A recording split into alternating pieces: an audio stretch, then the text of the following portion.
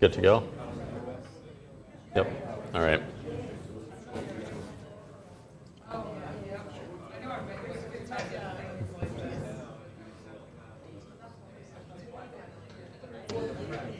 Yeah.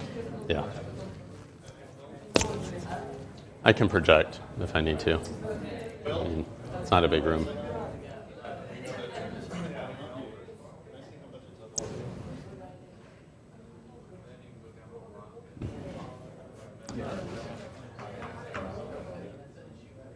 Yeah. Yeah. It's whoa. Okay. Yeah. Hey.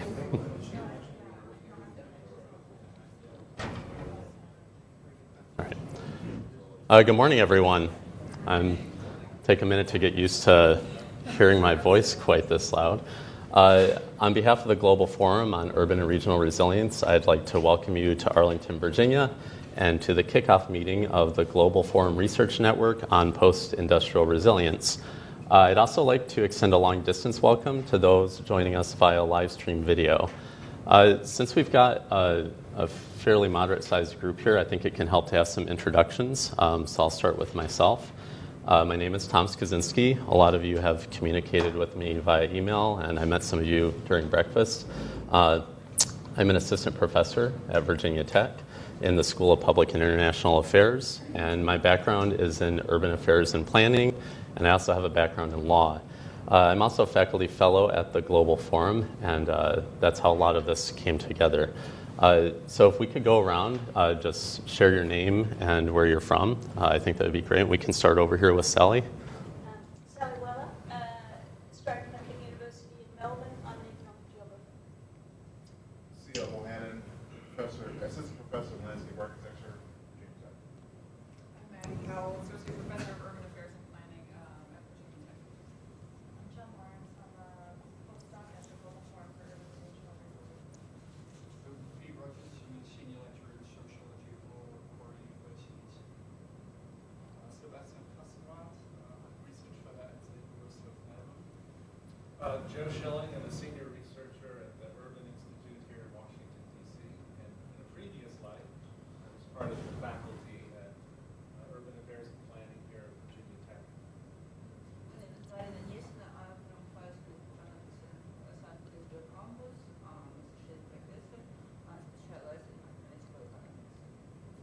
My name is Leonid Limov. I'm from St. Petersburg, Russia too, and I'm a director of a master program with the development of governance at the Freischule Economics University, and also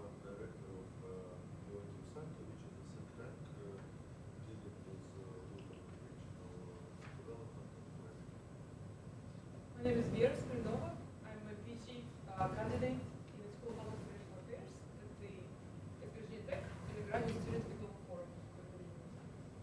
My name is Vanessa Guerra. I am a PhD candidate in environmental design and planning here at Virginia Tech. I'm GAM. Hi, I'm Stephanie Schiff, and I'm with the Social Decision Analytics Lab, which is part of the Biocomplexity Institute at Virginia Tech. I'm Daniel Kinosian. I'm a researcher in the Leibniz Institute for Regional Geography in Leipzig, Germany. Hey, I'm Tim Pettit. I'm also a researcher. My name is Chris Morrill. I'm the CEO of the Government Finance Officers Association of the U.S. and Canada, and most recently was city manager of the city of Roanoke as well. I'm Jim Boland with the research leader at the Global Forum and also professor emeritus at the School of Public and International Affairs at Virginia Tech. And previous to that, this is my home. I was vice president of the International Capital Region up there for about years. I'm Jay Ricklaw, a PhD candidate at the Graduate School of Public and International Affairs at the University of Pittsburgh. Great. Thank you all for coming today. I know that some of you traveled a very, very, very long distance. We have people clearly from Australia, Russia, Germany here. So thank you for taking the time and energy to participate in this network. I wanted to also acknowledge a few people specifically who were very instrumental in helping this network get off the ground. As an organization, the Global Forum on Urban and Regional Resilience has made this possible. It's the reason that we're here today and that we're able to have this workshop. So I'd like to thank them as a whole. Specifically, Jim Boland, who's the Director of Research on Socio-Political Dimensions of Resilience, who I'm sure a lot of you know. Jen Lawrence, the Postdoctoral Research Associate. Jim and Jen were instrumental in the initial conversations that helped grow this network. And I'd also like to recognize Charles Steger, who's not with us today, but he's a former president of Virginia Tech. He's the executive director at the Global Forum. And last but certainly not least, Christine Heyman, who many of you probably had dozens and dozens of emails with as you tried to coordinate your travel here. She seems to manage everything and always do it with a smile on her face, so I owe a special thanks to her for getting everyone here safely in February, which can sometimes be a difficult month for travel. Lastly, a few people who were sort of right after Jim and Jen in the initial conversations, one of whom is here, Nadir Kanosian, who's a researcher at the Leibniz Institute for Regional Geography, Simon Devuti, who's a professor of environmental policy and planning. She's the director of the Global Urban Research Unit at Newcastle University and also the associate director of that university's Institute for Sustainability, and Lauren Rickards, who's an associate professor at RMIT and co-leader of the Climate Change and Resilience Research Program at the Center for Urban Research. I mentioned them because they were all connected in this initial grant that we had applied for to help support the nascent idea of a network on post-industrial resilience. In many ways, that grant was the motivating spark for taking some very half-formed ideas that had been bouncing around in my own head about institutions and resilience and trying to refine them and ground them in a specific geography, a post-industrial geography that could reach to encompass a wide variety of regions around the world, as we're seeing with the attendees here today. We didn't get the grant, unfortunately, as sometimes happens in the academic world. And while that was disheartening at the time, I like to think that it shows the PIR network itself is somewhat resilient. If you work from perhaps an ecological notion of resilience, you might say that the external stressor of losing the grant pushed us toward a new equilibrium, and that's an equilibrium that we see here today, and I imagine we'll progress through many others as we move forward in the coming months and years. That resilience of the network owes to the people I've mentioned already. It owes to all of you here today. It owes to those who are joining us from elsewhere who couldn't be with us. And I think the idea of PIR as a network also owes to the scholarship that you've all produced and the policies and the programs that you've worked to advocate. PIR is already a truly international network. Today you'll be hearing stories of resilience and institutions about post-industrial places in Russia, Germany, Australia, and the US. We also originally had a panel from the UK, but unfortunately some travel constraints led to that being dropped. But that's very much a part of our network as well. We're fortunate to have individuals from many of the nodes in the network already, and we're expanding constantly. So I wanted to give you an idea just visually. A lot of us are used to working with maps of exactly what the network looks like. So thankfully, a lot of the organizing countries are very large, so it looks like the network is quite expansive, right? But we also have a lot of scholars from member countries who are involved as well. Just to highlight a few of the node organizations that are participating, I've mentioned the Global Forum a few times already. We have the Center for Urban and Regional Development Studies in Newcastle. We have the Leibniz Institute for Regional Geography, the Melbourne Sustainable Society Institute, the Center for Urban Research at RMIT, the Leontief Center, and also not on here is Sally's affiliation with the Institute for Religion, Politics, and Society at ACU. I'm really representing RMIT. All right, so you can see there's like this cluster in Melbourne, I suppose, of a lot of different groups. But if you look at the PIR network more broadly, we have scholars on our list, 60 in total, representing 23 different organizations, 10 disciplines ranging from urban planning to architecture to geography to economics to political science, and I know I'm forgetting a few, in 12 different countries and on multiple continents. So even in its first few months, this really got started last summer, the network has already attained a very broad reach. Clearly, the idea behind the network, looking at the adoption and implementation of resilience policies from an institutional perspective, has had some kind of resonance to get this many people involved and interested in it. So why is that? I think it's because resilience in post-industrial places is being defined and redefined every day, and that definition matters to people's lives. It's being used in planning processes in the public and private sectors. I'm sure we've all encountered the word resilience in a lot of the things that we've seen put into place, or something that's very much like resilience. And it's often being held up as a goal and a vision. And it's still a new enough definition that it feels like we can have some influence in how it gets crafted. I happen to grow up in a small town in the Rust Belt in northern Michigan, and I'm young enough that the term Rust Belt and the narrative of decline and disinvestment was all that I ever knew. I never heard the place that I grew up called the Manufacturing Belt or any other moniker that made it sound like it was a place that was productive or positive or any kind of good affiliation. You'll hear a lot more about the Rust Belt in a few minutes in a presentation with Maggie Call that I'll be giving. And I'm guessing you've all heard about different places in that area of the U.S. through stories that had made the international news, perhaps from Flint or Detroit. It was impossible not to grow up around Rust Belt cities and regions, knowing people whose life stories were told as tales of equilibrium punctuated by economic crisis, and communities that were extensions of these rhythms and flows, and not care deeply about what crises and recoveries the future held. And that continues now that I'm at a university located in coal country, deep in Appalachia. All of us, I think, come from a place that has in some way been touched by the migration of industry. I'm also old enough that I knew a time when the policy interventions that were being used in these places were not labeled as having anything to do with resilience. We weren't really using that term yet. We didn't care if our cities and towns were smart or sustainable or resilient, or whether that label got appended to what was being done in them.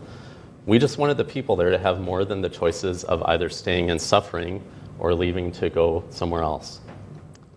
The risk with resilience, I think, is that the word has so much appeal and so much political tractability in highly uncertain times that we live in, and is so amenable to being embedded at a very small scale and at a very deep level in our cultures and our cognitions.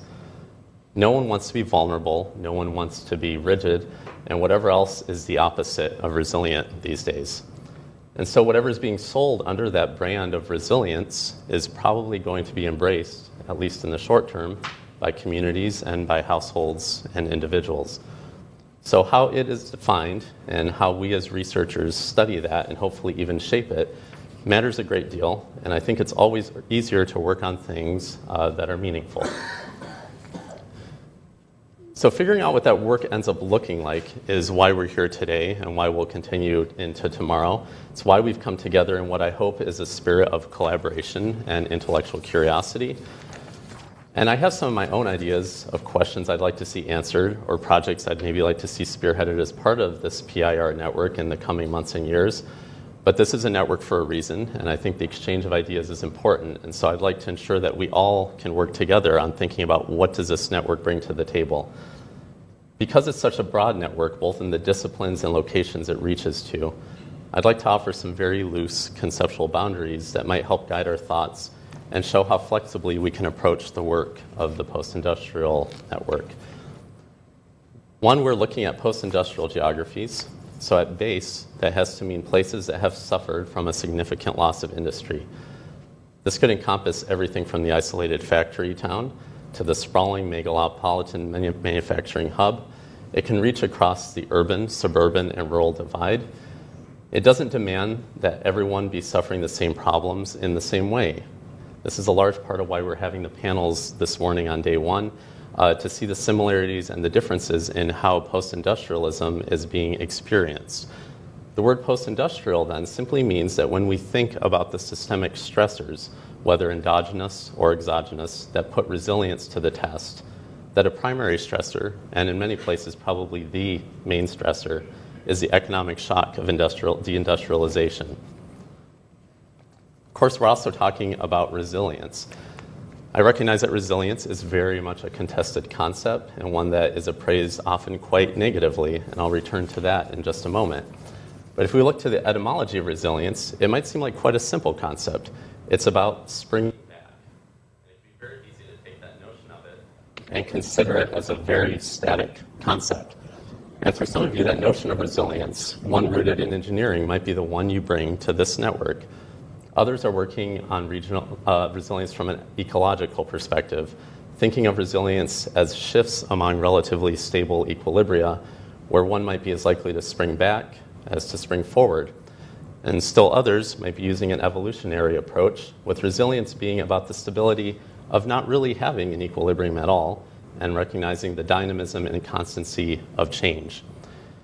I don't think it's essential that the PIR network draft a manifesto about how to best or properly define resilience. That probably wouldn't be of much use, and it probably wouldn't help us be very resilient either. But at the very least, we should be asking a few questions when we think about why we have resilience in the title of the network. One, what are we prioritizing being resilient to? Two, who do we place the responsibility for resilience? The public sector, the private sector, civil society, people in communities, individual residents perhaps? And what are we trying to spring back or forward to? And accompanying all those whats are the why questions, why one pathway is being chosen over another. And finally, the institutional lens. Anyone familiar with institutional theory will recognize that the diagram I'm showing here is very much in the tradition of sociological institutionalism. This is a perspective in which we view individuals as being deeply embedded in a process of trying to have regulative, normative, and cultural legitimacy. I use this diagram because I think just looking at one of those is probably not enough. We could do some really great comparative work just looking at regulative structures.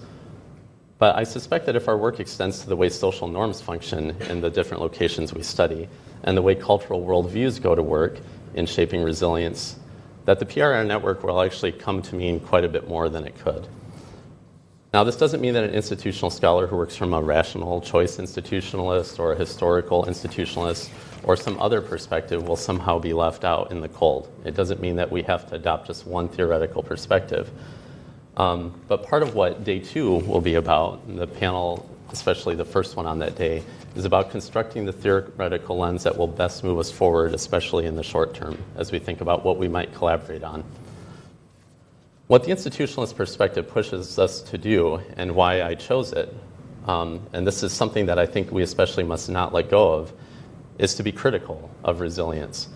Resilience can often be conservative in its operation, and a lot of scholars have criticized it as such. Conservative of neoliberalism or of capitalism or some other ism that may be questionable, but operates at such a high level of abstraction that it might seem that we want to take it for granted.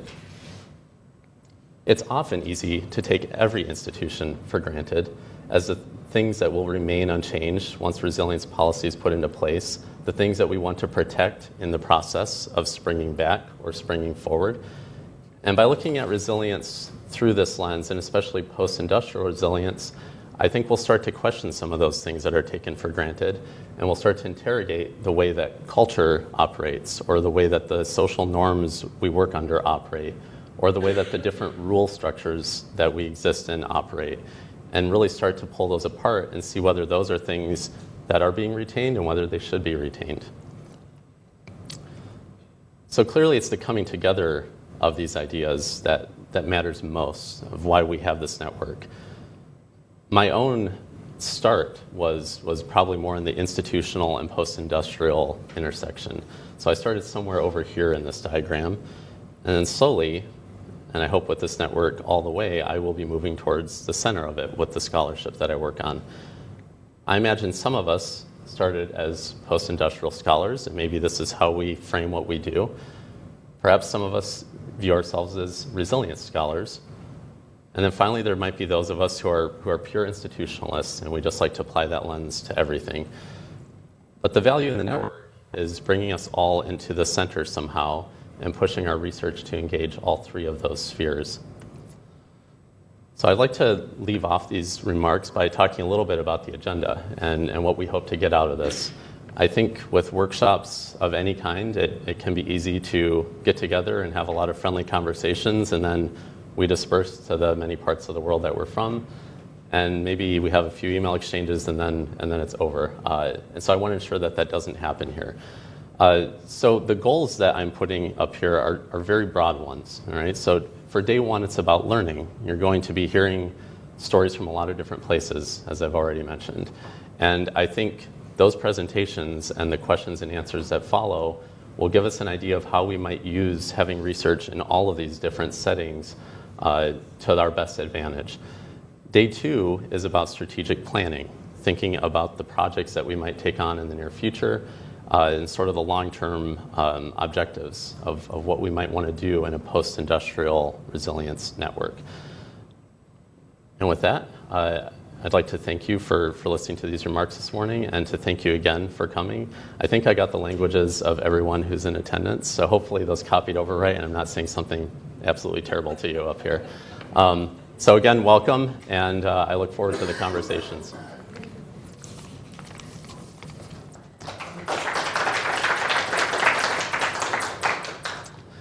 So I'm in the awkward position of being on the first panel. So I'll turn it first over to Maggie Call, and I'll try to minimize this person's email account so that we don't all see what was up there. Did she load the PowerPoint on here?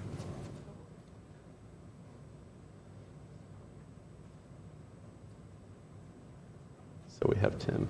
Yeah, so we might need just 1 minute here.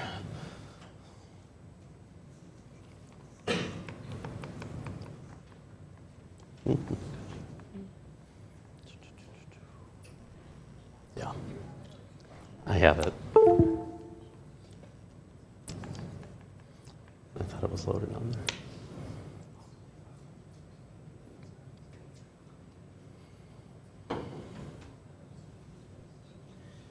Hopefully it loads.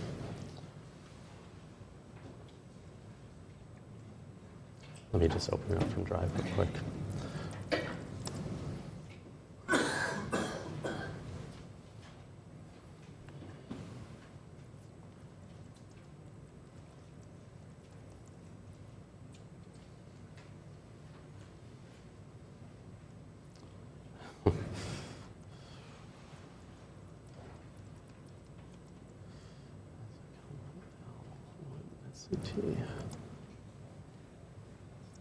I need to go grab my phone so that it can power on. Yeah. Yeah. Thankfully. We sure do. Yeah. Or not. Yeah.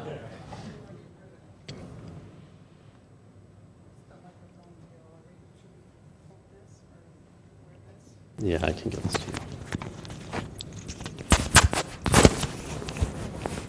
So thankfully, we're still ahead of schedule.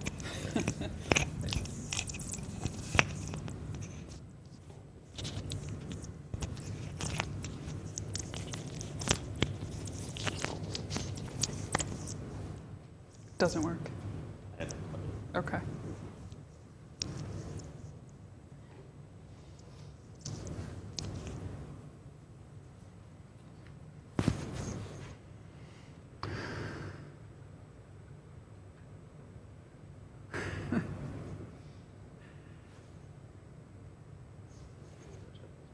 Yep. She has it. Okay. On a thumb drive or something? Sorry, guys. Miscommunication. If anybody wants to grab a coffee, we'll be quick, I promise. But hey, Christine. Tom wanted me to ask you about the our presentation. It doesn't seem to be up there. Is that? Do you know? Do you have the thumb drive for it? It's on the. It's on the. No. David, did you guys want to introduce yourselves? Sure. Drove from Blacksburg this morning, so sorry for being a little bit late. I'm David Townsend. I'm an entrepreneurship professor in advanced technology business here at Virginia Tech. I actually teach up here all the time. It's always online. So it's actually my first time in the Arlington office, although I've taught, I think, for multiple years as students that are in the office. Alex is one of my PhD students and is working on rural entrepreneurship, and so we're studying sort of the emergence of small ventures in rural cities like Roanoke. So we actually randomly met Tom at Starbucks in Blacksburg. We're having a conversation, and so he was sitting by us, and so it kind of spun up a different conversation. So there's a lot of common issues that we're studying that you guys are studying in this group as well. So invited us, very happy to be here. So some conversations. Alex. Yeah. It's his fourth year in dissertation, so I've used him all the way up here. So I'm sharing his dissertation. Talk through all of his failings so far as a doctoral student.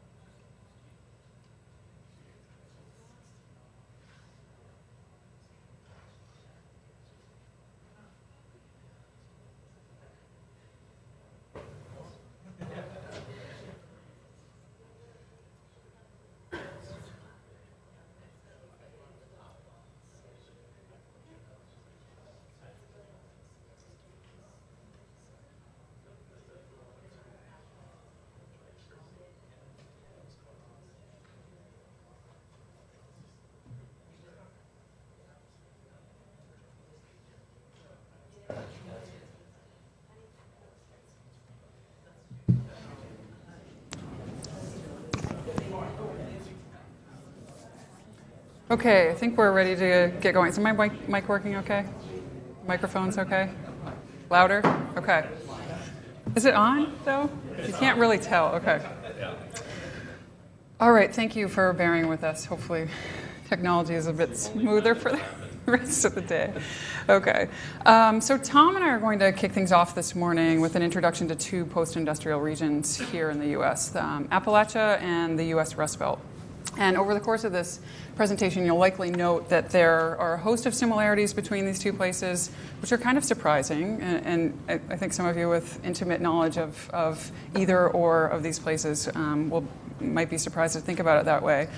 But there are also, of course, a number of key differences that we'll talk about, making the unique experiences of these two places just that, entirely unique.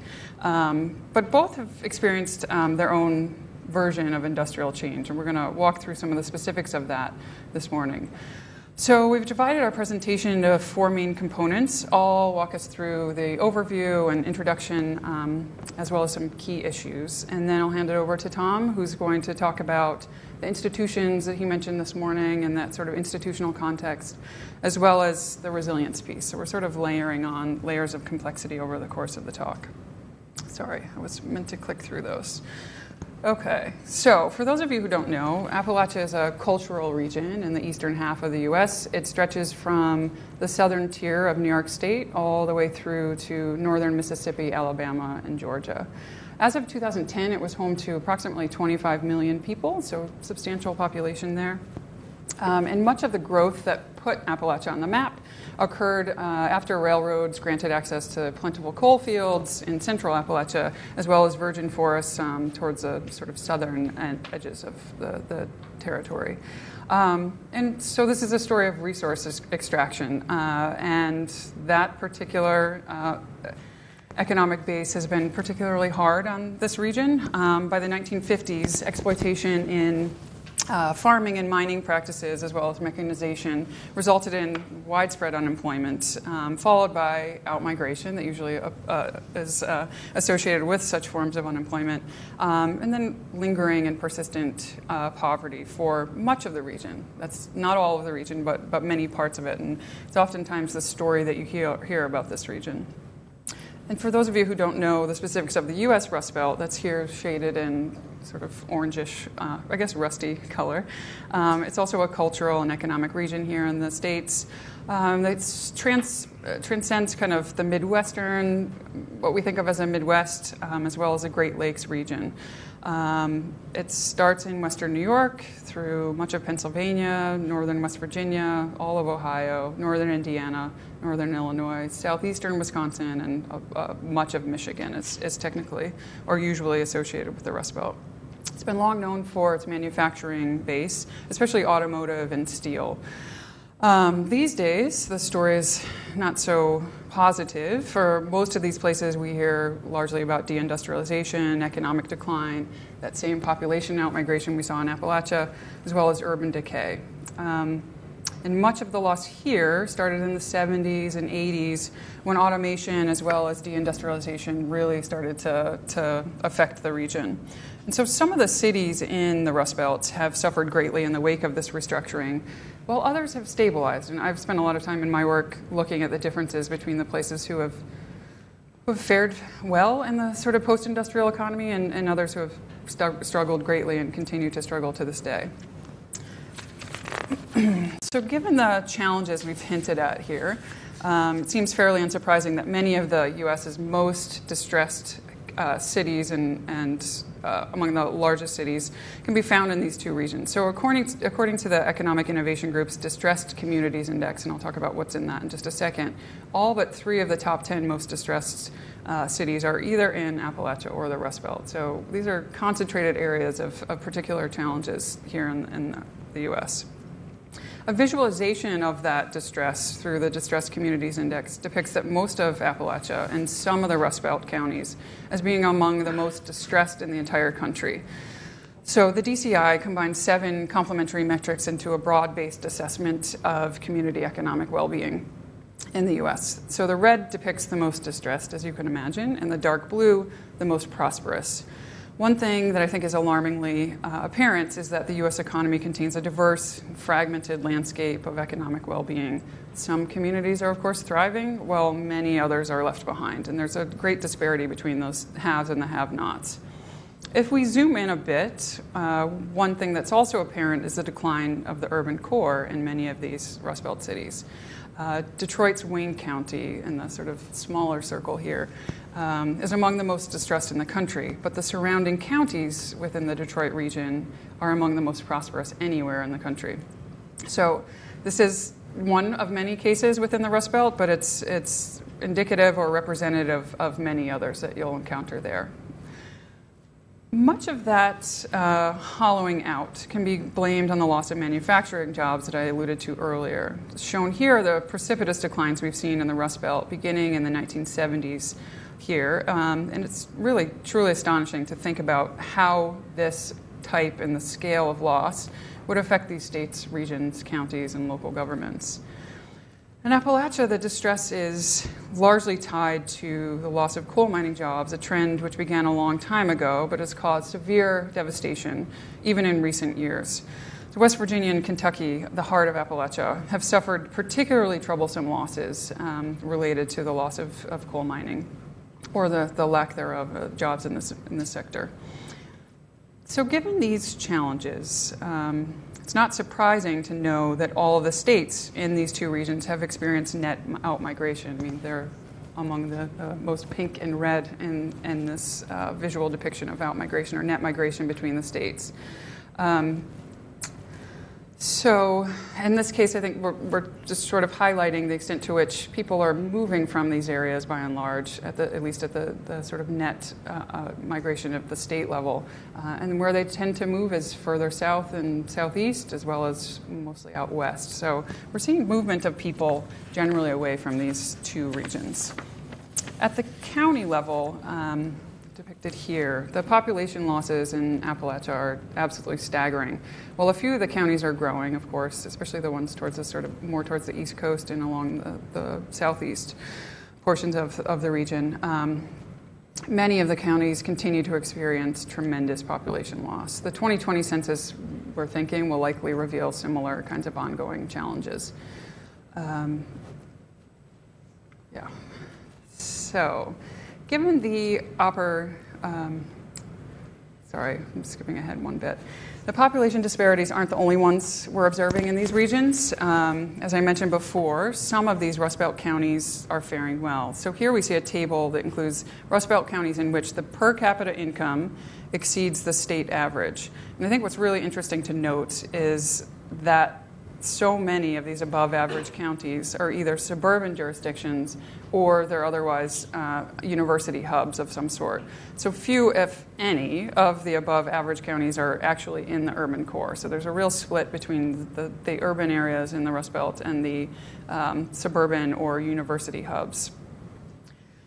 So given the opportunities available in these suburban communities, it's perhaps unsurprising that the regions overall don't always perform badly across all measures. There are some sort of interesting changes that we see within the regions. When it comes to population in these regions, the general trend has been a severe decline in the core city over the last half century and growth for the metropolitan region as a whole. So people are moving out of the cores and into the surrounding areas.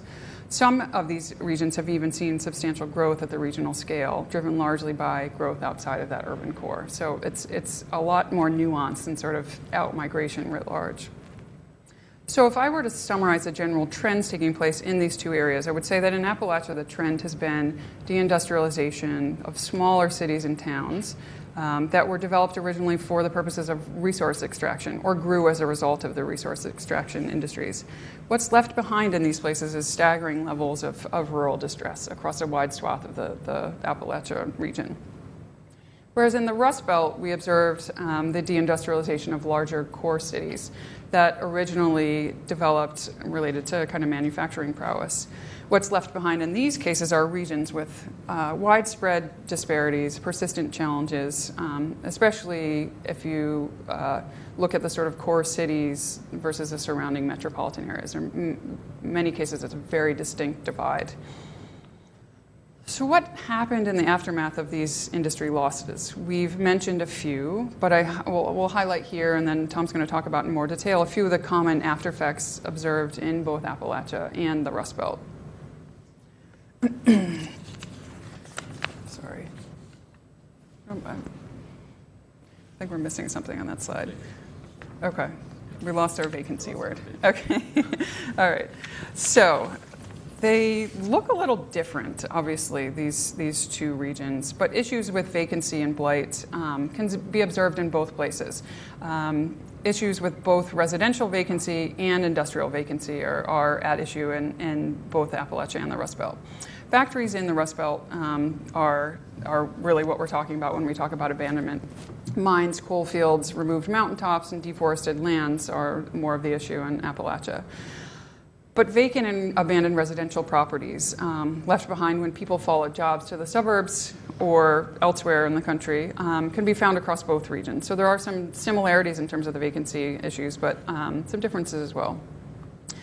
The vacancy issues are directly and cyclically related to crumbling infrastructure in many parts of Appalachia and the Rust Belt. So when a tax base declines, most of you know, here in the U.S. especially, the wherewithal to maintain the aging infrastructure that's left behind declines as well. So we have less money to do the sorts of things that we need to do to keep up the infrastructure that is left in these places. So, and this is a bit sort of a vicious circle or vicious cycle that we see. So as the quality of the infrastructure deteriorates further, more and more people say, I can't live like this, and they leave for other areas.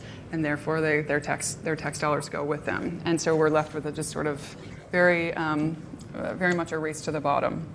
And a lot of these places are struggling with that to date. I think the Flint water crisis is probably among the more visible crises we've had along these lines in recent years. There are challenges aplenty for many of the people who choose to remain in these regions. In addition to widespread concentrated poverty, there's also limited upward mobility for the folks who remain. In other words, a child who is born into poverty in both of these regions, most parts of them anyway, is way more likely to remain in poverty throughout their lifetime. So these intergenerational challenges are therefore very important to think about in both of the contexts of sort of post-industrial regions that we're talking about today. So I think I'm going to turn it over to Tom now. Okay. Who's going to walk us through the institutions piece and the resilience part of the puzzle.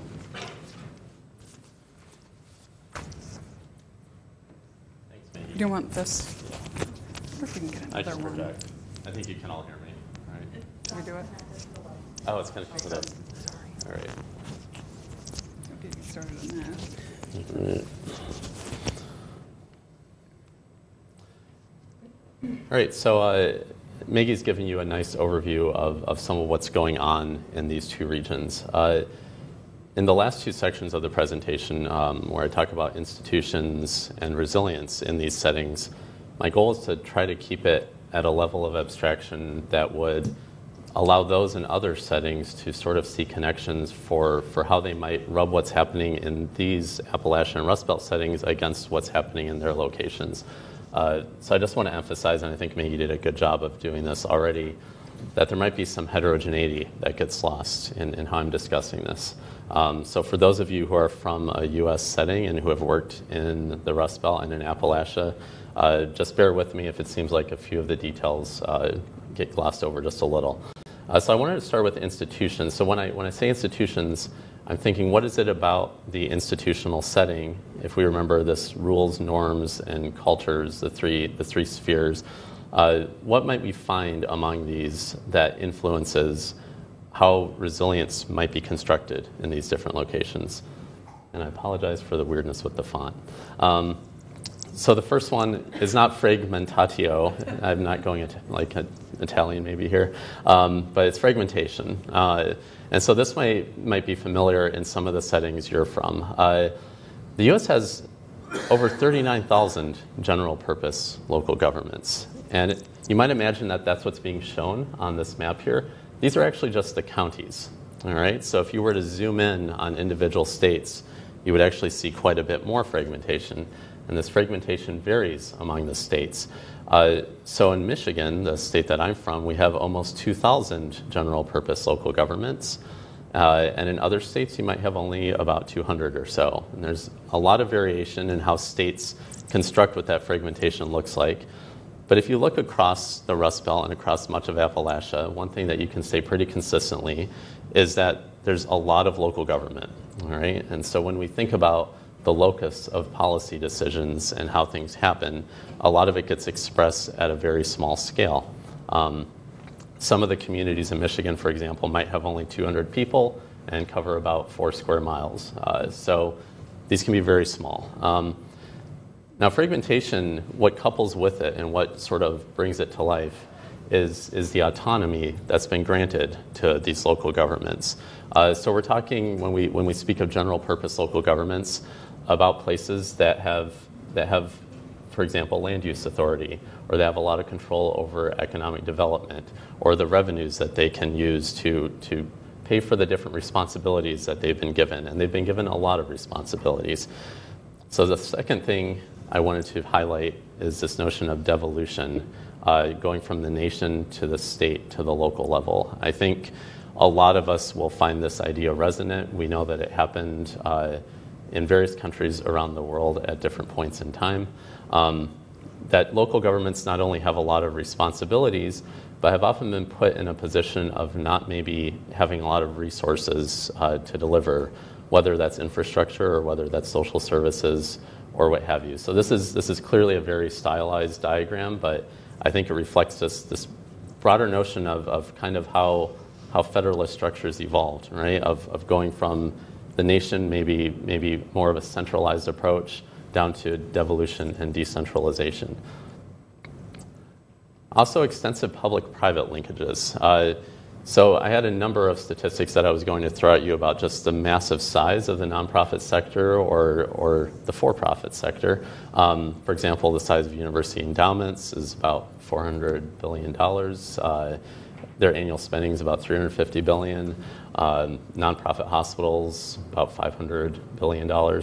If you look at the spending by federal, state, and local governments that goes to private companies, $1 trillion of the $6 trillion that are spent across all of those levels of government goes to the private sector in some capacity. All right, so that's really the one statistic that I wanted to pull out. So when we start to make the connections to what resilience might look like, so far we have a lot of fragmentation, we have high autonomy, we have devolution, we have public-private linkages. We also have pretty strong reliance in terms of the fiscal picture for local governments on property taxes. Maggie had mentioned sort of this vicious cycle, right, of people leaving, property values going down, that leading to issues for local governments of trying to provide services but having very scarce resources with which to do so. And a lot of that can be bundled together in this reliance on the property tax, all right? And what that means is that in places that have seen a lot of disinvestment, they also have very high property tax burdens. So the people who are left behind, and that's what you're seeing reflected in this picture here, is property tax burden, and how much of that bright red color is concentrated in Rust Belt and Appalachian locations. So I've talked a lot about rules, and maybe we could also talk about the norms of how local governments relate to each other, that it can oftentimes be highly competitive, but sometimes it's cooperative. Norms are a tricky thing to get at because they require a lot of careful investigation of interorganizational linkages, as well as intra-organizational behaviors. But I wanted to leave off just with maybe touching on cultural worldviews a little bit.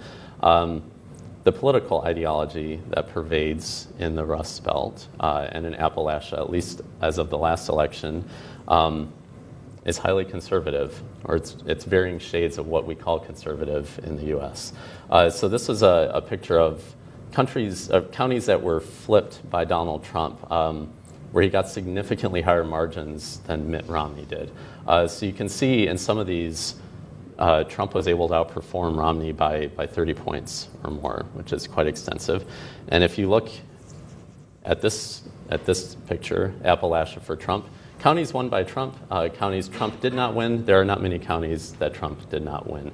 And so I bring this up because when we start to construct policies and programs and think about planning for the future, if this is the pervasive ideology, at least currently in a lot of these counties, then that's going to have a lot of influence on what local actors and regional actors and state actors think of as being viable policies that they would put into place.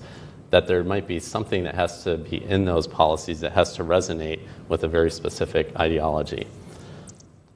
So lastly, I wanted to turn to resilience and give you a very sunny, optimistic picture on a cloudy day. So hopefully that helps. We've got some brightness here. And again, this is, I guess, the bias towards resilience as a positive, beneficial thing.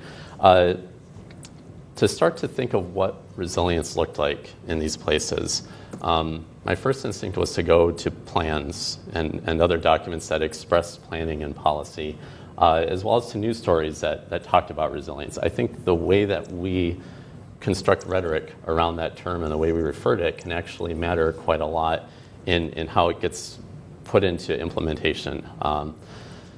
So it was surprisingly difficult to find mentions of resilience in formal planning documents. A lot of them were still centered around emergency preparedness and response to climate change, which honestly kind of surprised me as someone who had grown up in the Rust Belt.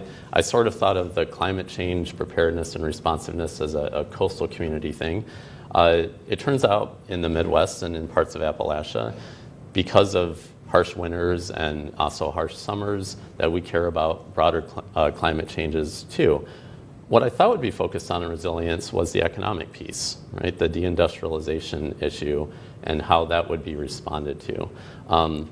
So I started to dig below emergency preparedness and below climate change responsiveness to see what else was resilience being expressed as in these locations. And it was a little hard to dig into, but I came up with 3 themes, and I think these themes kind of reflect the institutional setting that resilience is constructed in a lot of these locations. So again, if we remember what the institutional setting was, it's one that's fragmented with a lot of local autonomy, a fairly robust private sector in both the for-profit and nonprofit side, so we have a lot of NGOs at work, and that there's issues with a lot of resource scarcity in all of these settings. So the first is that there's a small scale at which resilience seems to get expressed, and the way that I wanted to pull this out was through quotes that come from some studies of regional commissions. For example, this was a study of the by the Appalachian Regional Commission. And the one mention that they have of resilience is that all counties, so we're talking about a fairly small scale government here, share a common spirit of resilience and innovation. Local residents and officials operating independently have undertaken projects to create jobs. Often, perhaps out of necessity, the most innovative and inspiring efforts have come from the distressed counties. And what I think this reflects about resilience is that it can often get pushed to a very low scale, right? We're talking about community, neighborhood, individual, household resilience. And that matters, right? The scale at which this expresses. It matters because it starts to get us thinking about where the onus of responsibility is, whether we're putting it at a regional level or a state level and nesting it in governments that work at that scale, or whether we're pushing it down lower. And that there's something about expecting people at a very small scale to sort of bounce back from adverse conditions. You can see this in Detroit's planner, Maurice Cox, said Detroit's assets also include the resiliency, creativity, and ingenuity of its people and organizations.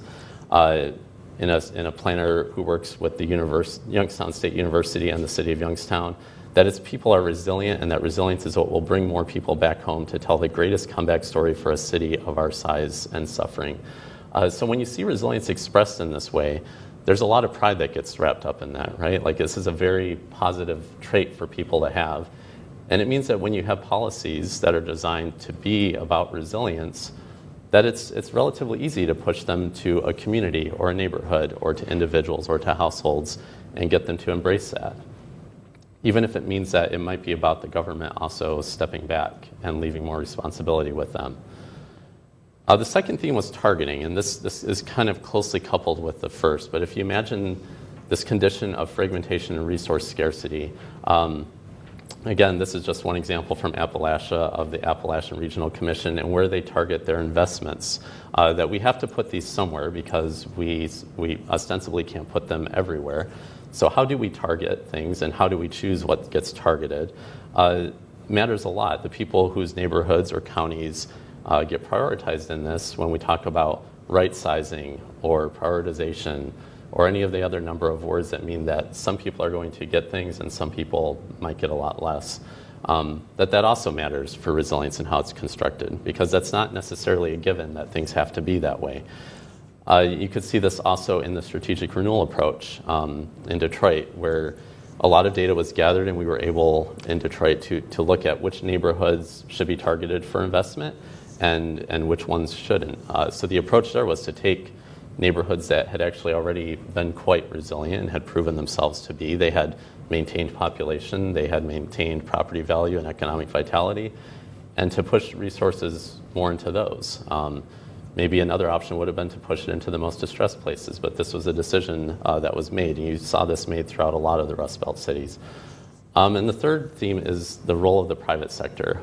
So this is an image about the Cleveland model here, which was exported into the UK, into a couple of cities, where there was a reliance on anchor institutions like nonprofit hospitals or universities, and setting up worker cooperatives to take advantage of how much spending actually flows out of those anchor institutions, instead of having it flow out regionally or draw on business from other locations.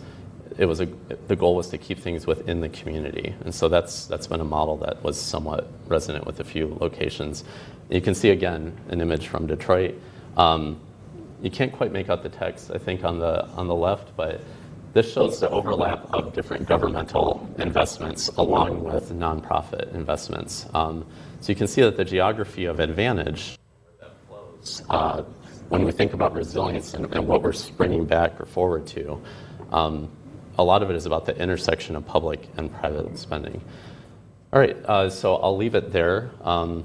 Thanks again for listening to this presentation. We have C.L. Bohannon, who's a professor of landscape architecture at Virginia Tech and is going to facilitate the question and answer.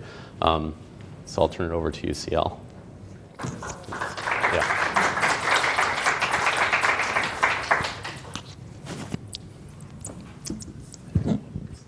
They're on. Okay. You can use the mic. Oh, double mic. Testing. Okay. It's on. I don't need this thing.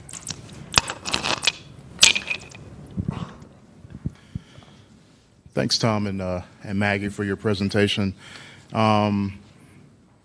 I guess one of the things I found interesting with this, I have some questions while I open it up, but I did want to say this. It was you guys had my hometown, Memphis, Tennessee, on that, and I would like to maybe propose a notion to add the Mississippi Delta as another region that is also affected through some of the things you guys talked about with the Rust Belt and Appalachia. Let's see here. What's one of the first questions I want to ask, and then I'll open it up. I just want to get this going. Could you talk a little bit about the role of social infrastructure? You guys talked about physical infrastructure in a way, but I'm interested in the social infrastructure piece that goes with resilience in Appalachia and the Rust Belt. I'll let you lead off.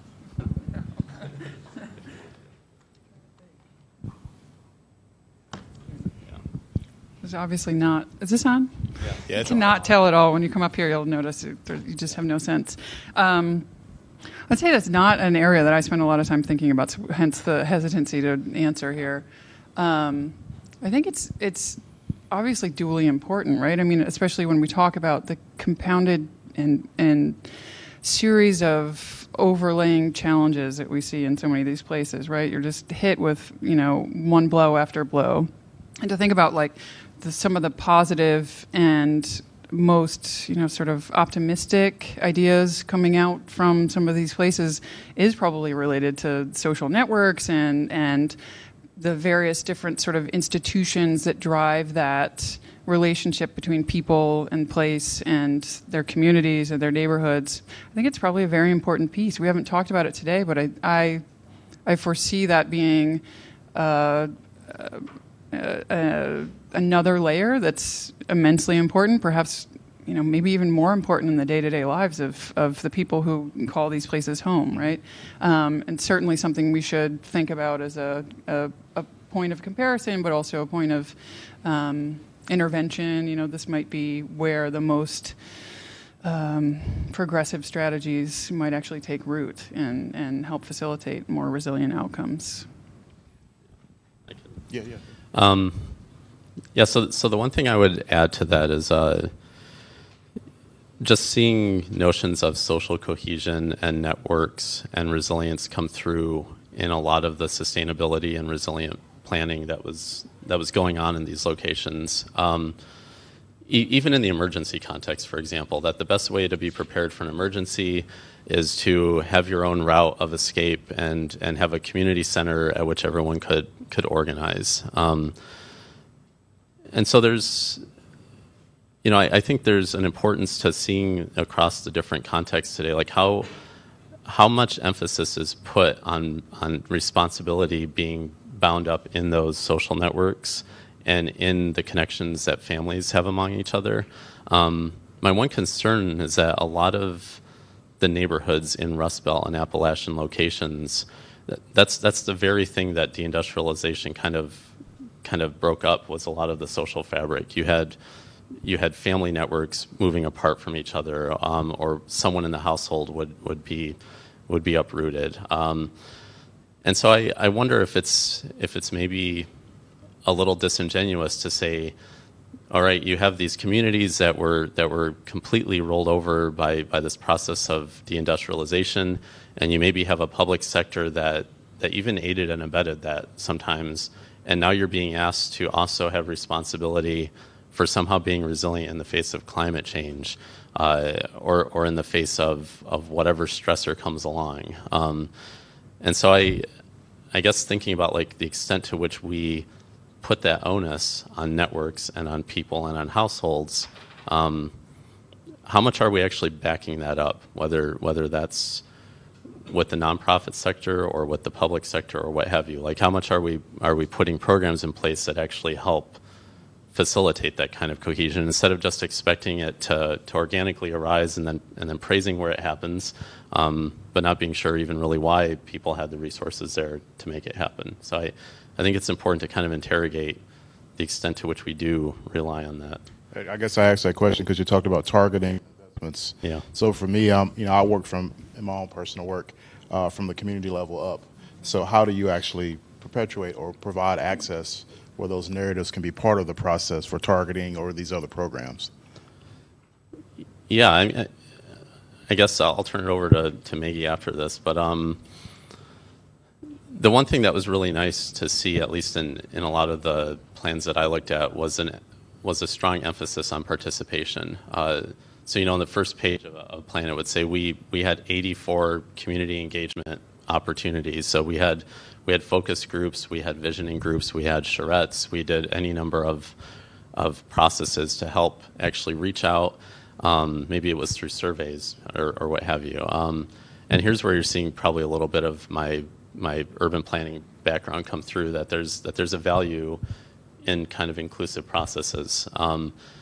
I think it's still too early to tell how much actually came out of those inclusive processes into the programs and policies and how they end up getting implemented. I know, like in the planning field, a lot of us are familiar with the story of ample community engagement only to be followed by not really using the information that was gained from that. So I think it'll be interesting to see as we construct this notion of what is a resilient Detroit or resilient Youngstown or a resilient Roanoke or Memphis look like.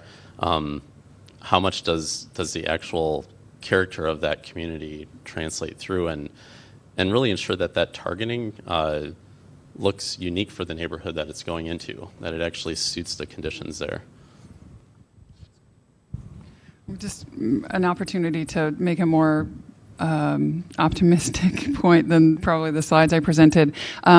I'd say that Tom raises a good point that some of the more recent plans in a lot of these jurisdictions really prioritize the community involvement piece. And we can, of course, debate the extent to which that's actually going to result in outcomes and whether it's meaningful engagement.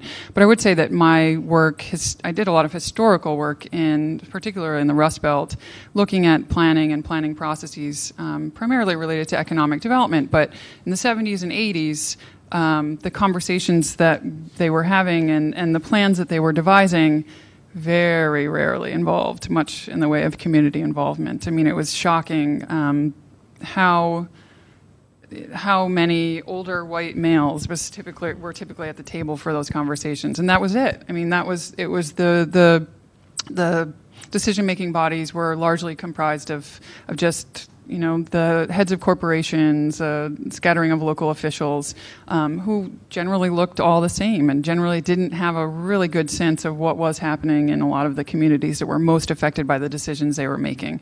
So that was the takeaway from the 70s and 80s. And I am encouraged by more recent work that I've done to follow up on that and looking at how economic development plans are devised today. And of course, looking at the resilience lens within them, the resilience piece is a little scary to me, and the way in which we are kind of haphazardly slapping the term on, situations to try and, paint a better picture.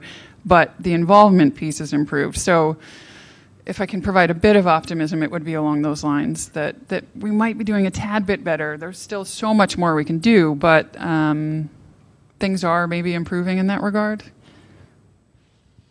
I'd like to open up questions to the floor.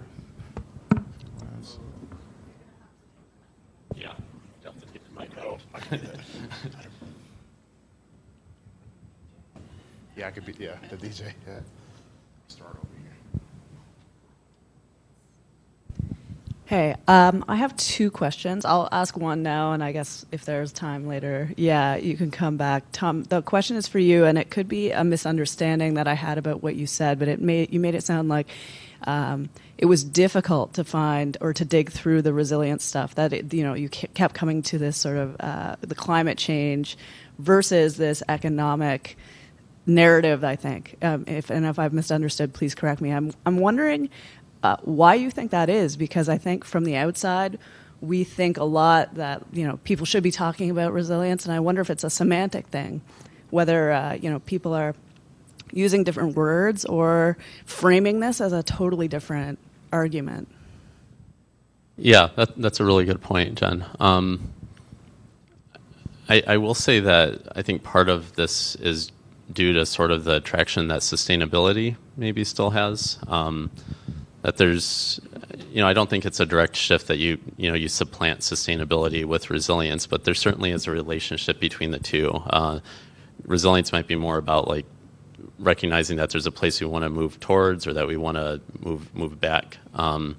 Whereas sustainability is sort of more of this long-term, can we keep it functional? So I think in a lot of the plans you're still seeing sustainability mentioned.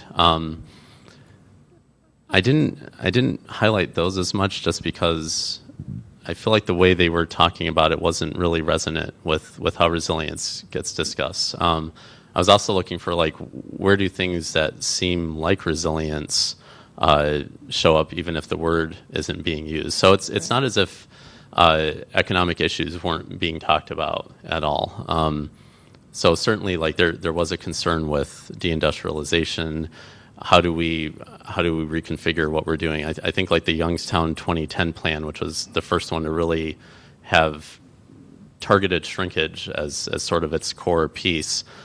If I remember right, like resilience didn't even get mentioned in there because there was really no need. It was clear that that's what the entire plan was about. But in looking at the plans, especially like the ones put forward by regional bodies, if they did mention anything that had to do with resilience, there was no sort of follow through for how do we implement this when we actually have to push it down to a level of government where there's actually authority, where there's actually some kind of autonomy to make decisions. So when I mentioned that small scale piece and how it seems to be occurring, a lot of it is just to do with the structure of the U.S. That you can talk about resilience all you want, for example, at a regional or multi-state level, but that it's very hard to actually do it at that level. Yeah, and just to come back to the quotations that you used there, it really seemed like what you were finding was resilience as descriptor rather than ambition, right? Like rather than the agenda, which is what I think we would have seen. So I think that's actually something that you need to think about large scale conceptually for this project is sort of where you don't find it specifically mentioned, how do you tackle that kind of thing to find what you mean? And also maybe it's a much broader nuanced description, like you were just saying about how, resilience differs from sustainability, et cetera. Anyway, I have another one, but I'll wait. Question, then just a follow-up comment. I think one of the reasons you didn't find resilience, remember resilience came out of the hazards research in this country. It was all about environmental stress. So it naturally linked up with climate change.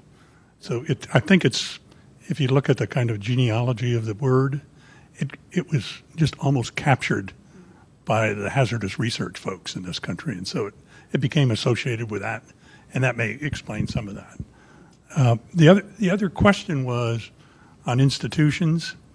You've outlined, I think, nicely some of the institutions that are there and working. It seems to me another issue is what institutions were destroyed during this process. And the one that comes to mind, particularly if you look at the Rust Belt and Appalachia, were labor unions.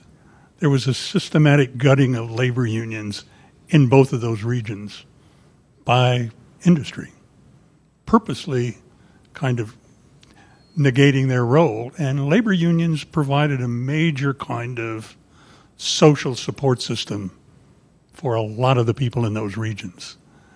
And interestingly enough, I think what helped in terms of the destruction of the labor unions was something you raised, which is this falling back on individualism. You don't want the labor unions representing you. We're going to hire you anyway.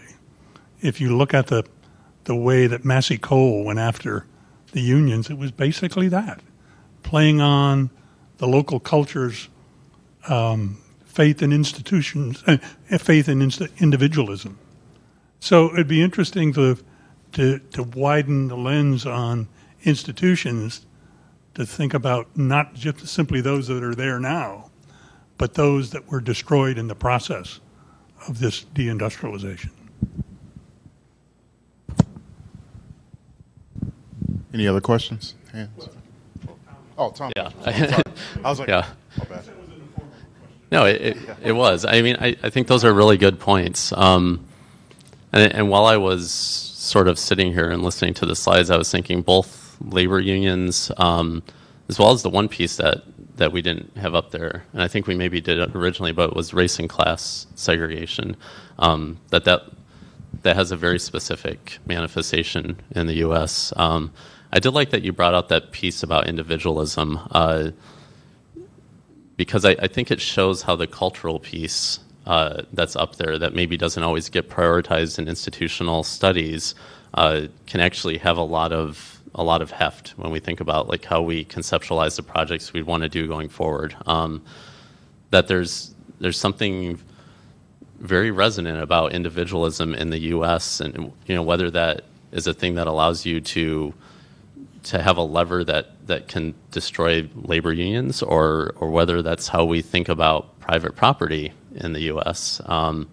And that it's a very sort of Millian perspective versus like Hegel, where we don't put the same emphasis on your social responsibility that you have when maybe you're owning property. And so even in a place like Appalachia, where you might think of it as sort of being in touch with nature, or, just given the setting that it's more rural, that it's lower density, you still see that individualism come out in a lot of different ways. I think you've brought up a couple. The other thing I wanted to mention with what Jen said, I think that was really valuable, that notion of resilience, and whether it's a descriptor or it's like a goal that we aspire to. When it's a descriptor, the interesting thing about it being used in that way is that it seems like it can be used defensively or offensively, right? Like we're resentful of the notion that we can't do well in the Rust Belt or in Appalachia, especially that we can't do well individually, right? That there's somehow that we need the public sector to step in for us. And so resilience starts to get used as almost this defensive sort of tool, right? Like this is how we describe ourselves because we want to assert that we're strong individuals, that we have strong households, that we're going to vote for Trump because that sort of reflects maybe that worldview that we can pick ourselves up by the bootstraps and that we don't need a lot of outside assistance. And I think certainly if you're designing resilience policies, that's something that you will probably see get levered repeatedly, is that individualist ethos.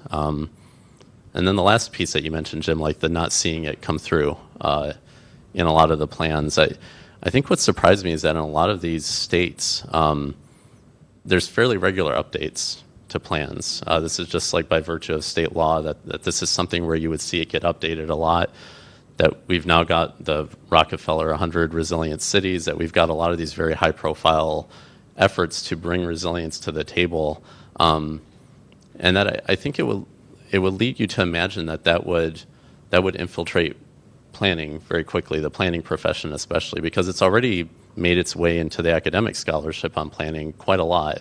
So I almost wonder why there seems to be sort of this lag time.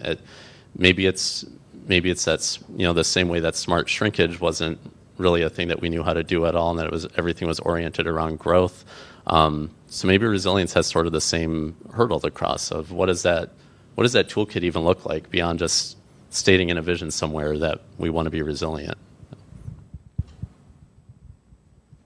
You're good. All right. Good. More questions? Let's keep going. Yes, thank you. Yeah, maybe you could comment. Just wonder about.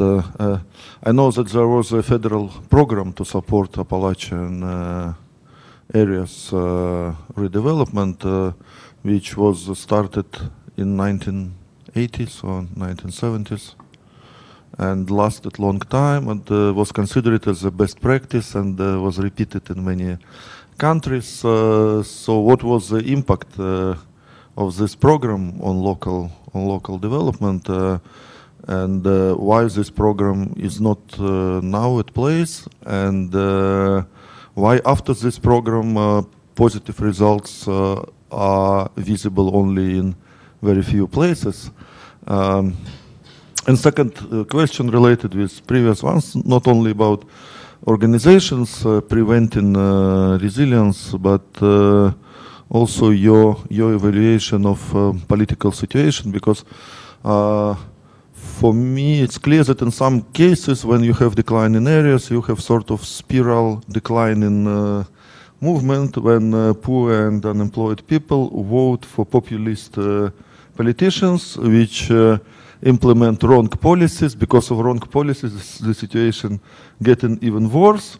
You have even more poor and less educated people, and they vote again for wrong policies. And how to get out of this? And this is very familiar situation for us too. And I mean, figures how people voted for Trump is very impressive. But again, how could we measure if what Trump promised to this area of revival of mining industry and so on, if it could be possible to realize what could be the results in these areas, would it contribute into resilience or not? Start with the first question and say neither one of us is an expert on the Appalachian Regional Commission. Know a little bit about it, but I do, my sense is the same as yours, is that it was fairly powerful at the onset, well respected, and used as a sort of best practice in a variety of ways.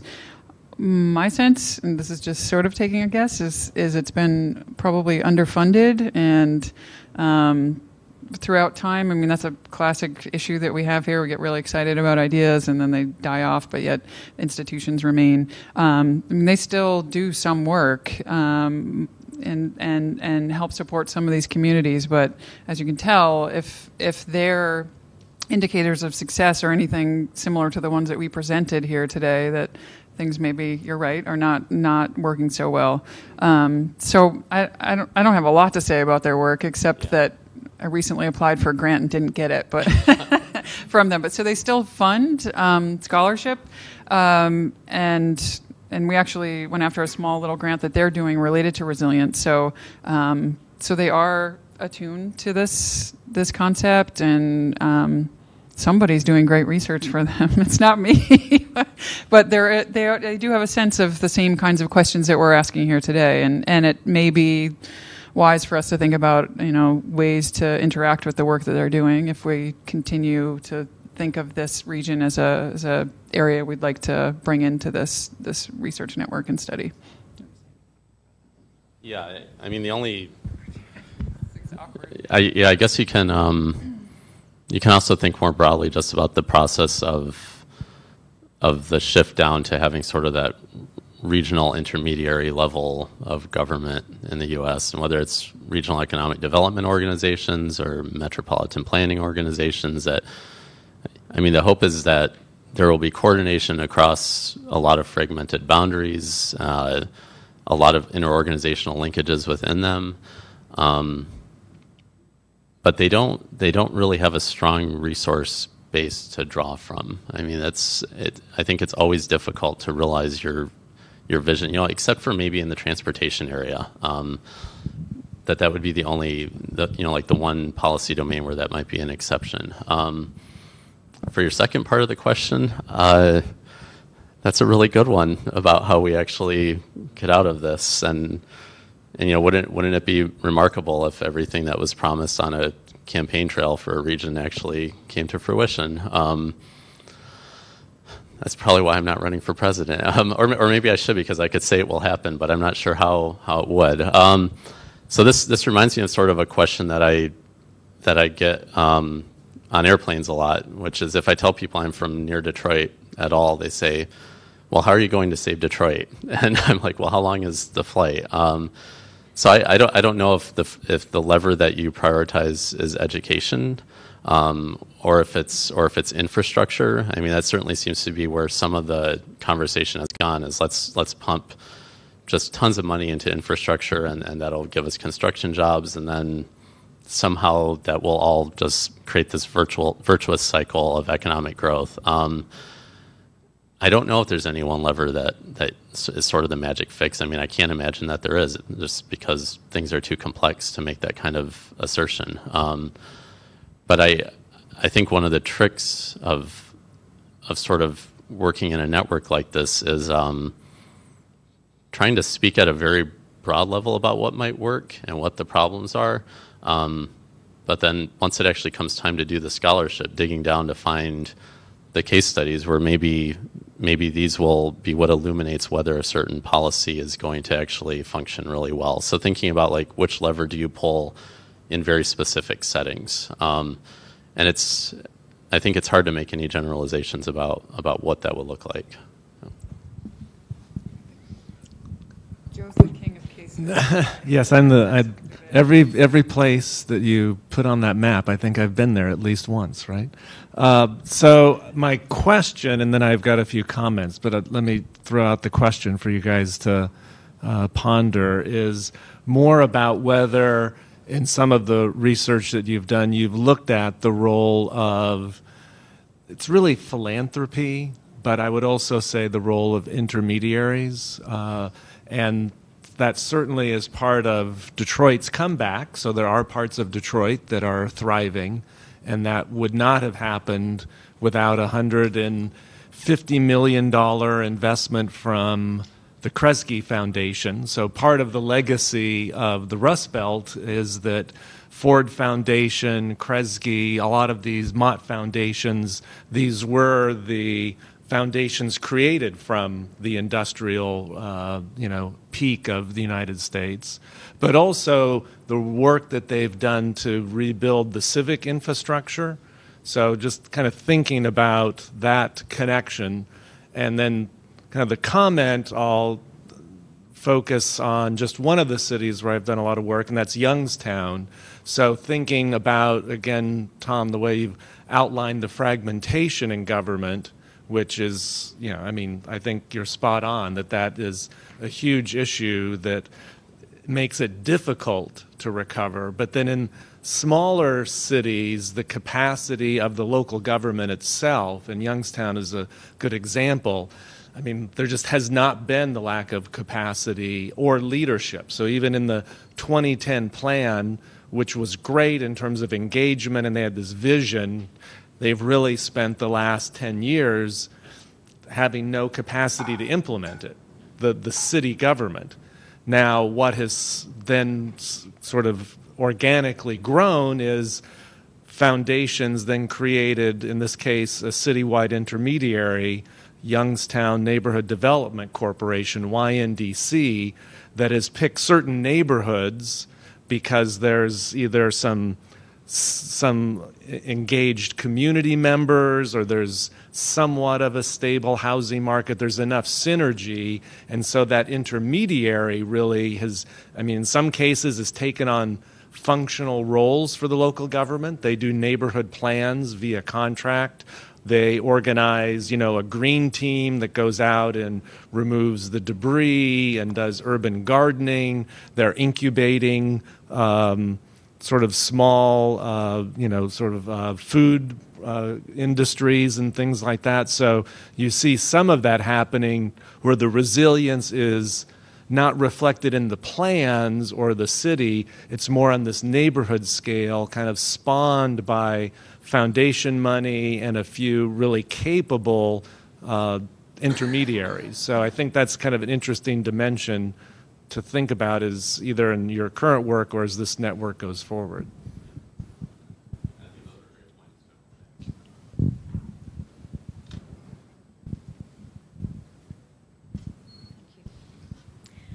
Very possibly the last question answered my question, but I'll ask it anyway. If being Rust Belt is by definition capital flight, then how do you get private capital? Your talk really put private capital in a central role. How do they come back?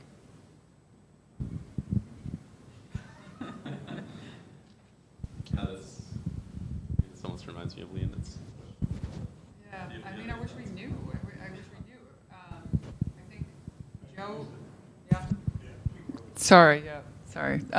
So Joe raises a really important point, the role of philanthropy and how vital that influx of money has been to these places. And their goal, of course, is to then, improve conditions or attract capital back to these places. I think that's been a little bit slow to happen, although we see it happening in Detroit and parts of it, very specific parts of it, right? We have to be very clear about the scale at which a lot of these success stories are happening.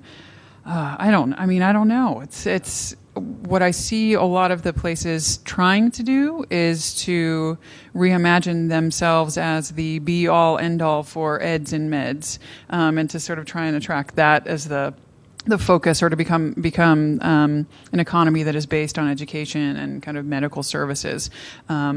I've done a lot of work looking at how many places think they are the next eds and meds capital, and how many places think they're being very original and creative in taking that approach. So I don't think that's at all the solution.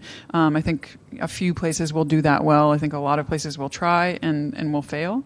So I don't know. I can't be super positive. I want to be.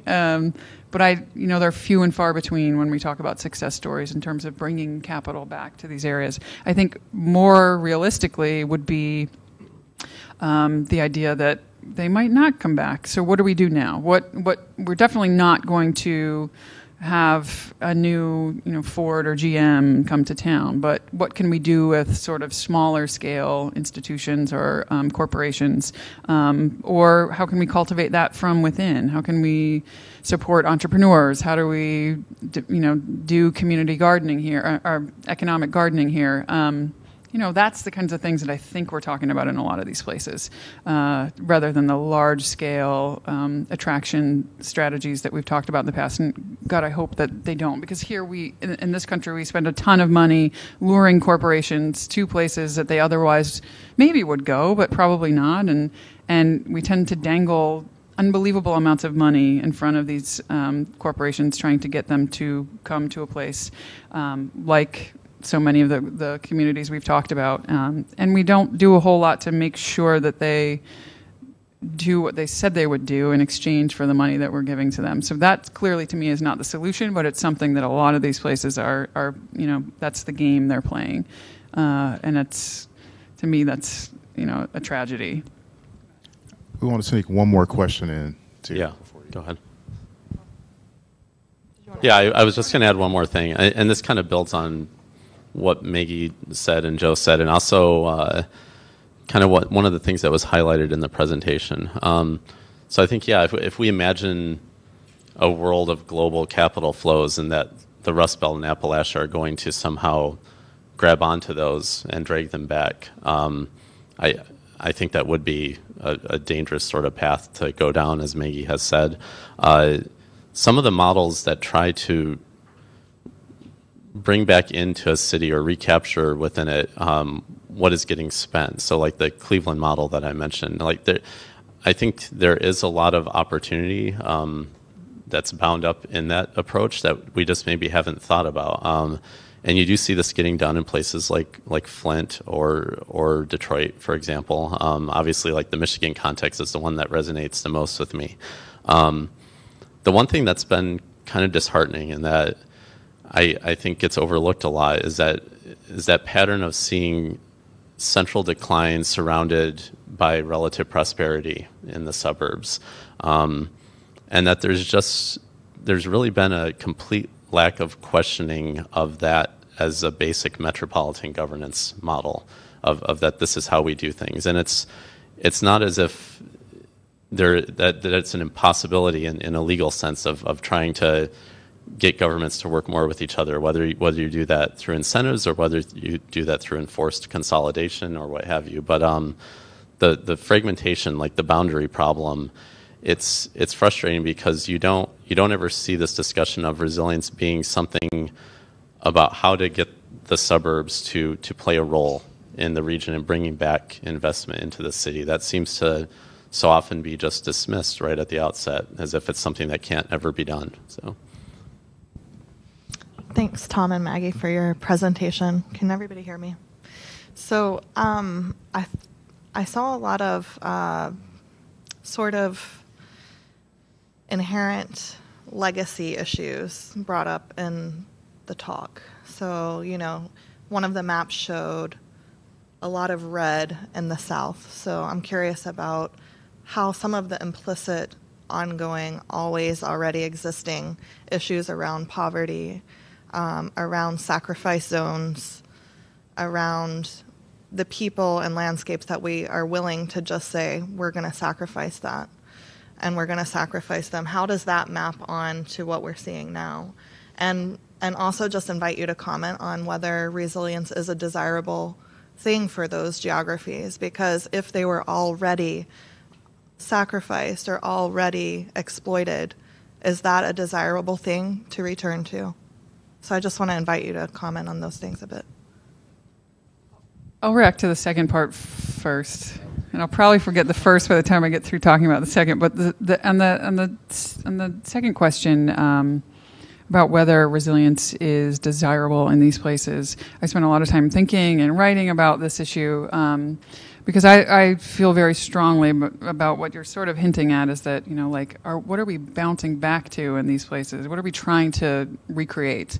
And I wholeheartedly agree that in most of these cases, there's either A, no way we will, quote unquote, bounce back to what we were previously, and B, do we even want to? Because you're right, a lot of the underlying issues have always been there or have been exacerbated as a result of things that have happened.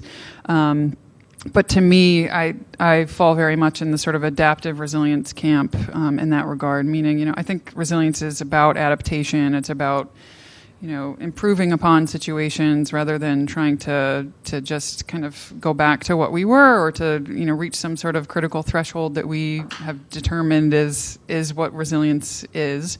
Instead, I think, you know, it's ongoing. It's manifesting in a variety of ways. It's something that we can try and continually adapt and change in order to facilitate more resilient outcomes. But there are many ways of interpretation, and you'll find probably in this room we all have a different perspective. But I agree that in a lot of these cases, we're not.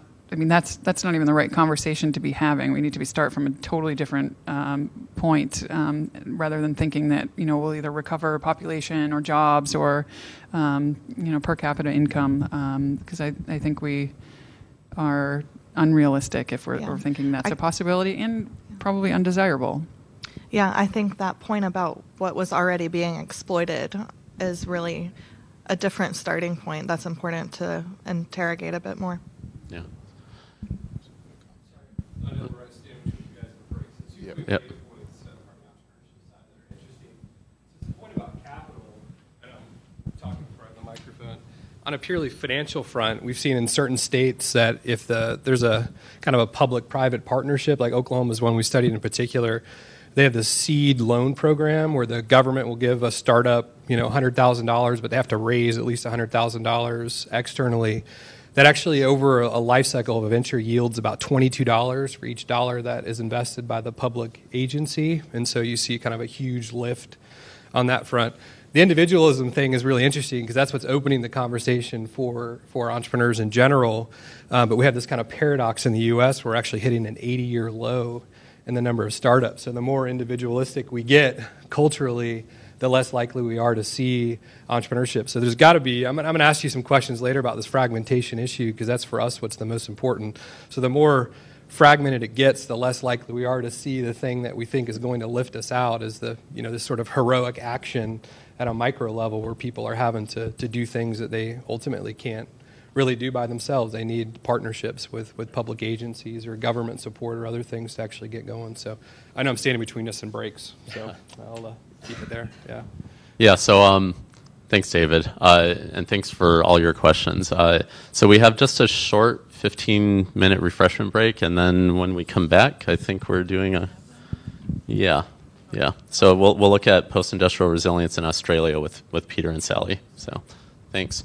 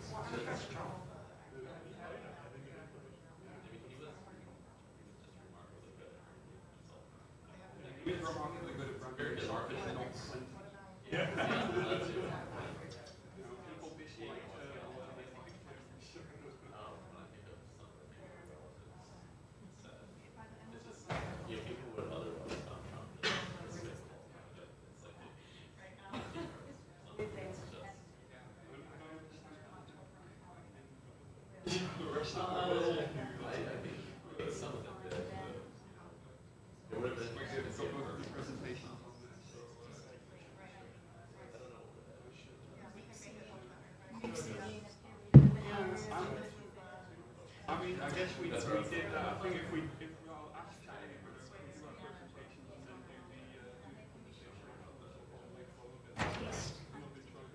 be trying to we'll play off the differences.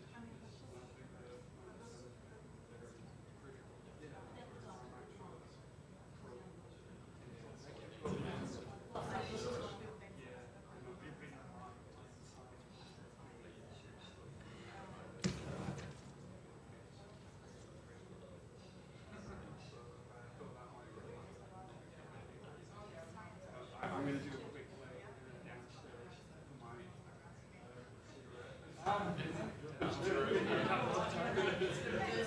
I was.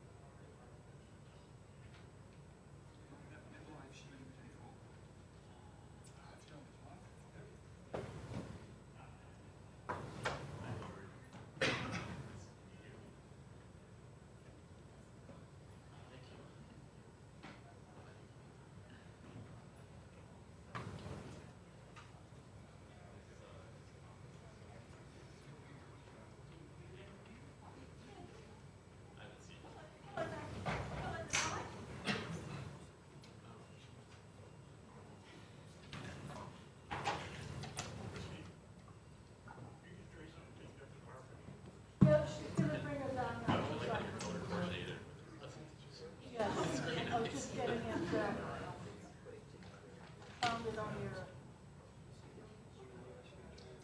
Yes. Well, let's just start it. As long as you keep it.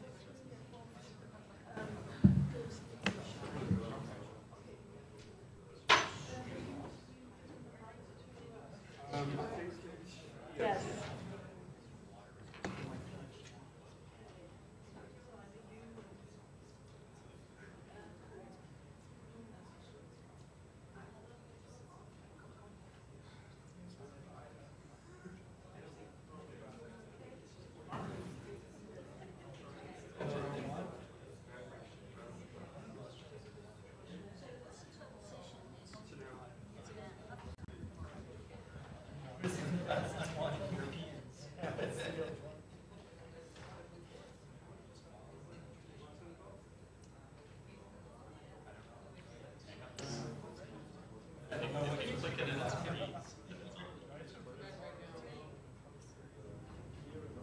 Oh, yeah, okay.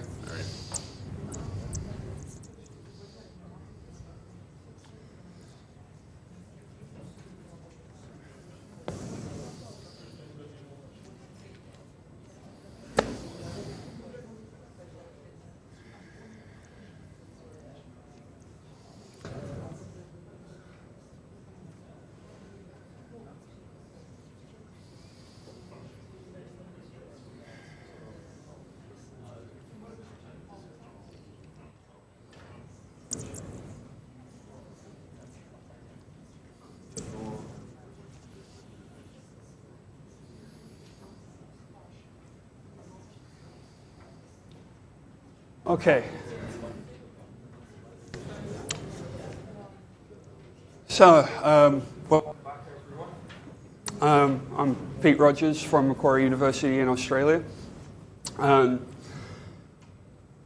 guess my approach towards looking at post-industrial resilience, I come from what you would consider a broad interdisciplinary social science background, but predominantly working within a post-structuralist model, looking at reading and resilience governance strategies and the generation of policy, combined with ethnographies of organizational behavior, looking at the ways in which professionals and practitioners in a diverse range of organizations are trying to enact and implement resilience strategies. What I'm going to talk to you today about is blending some of those elements of organizational sociology, assemblage theories, and new institutional economics as a backdrop within which to try and understand how resilience strategy is being operationalized across different scales within an Australian context.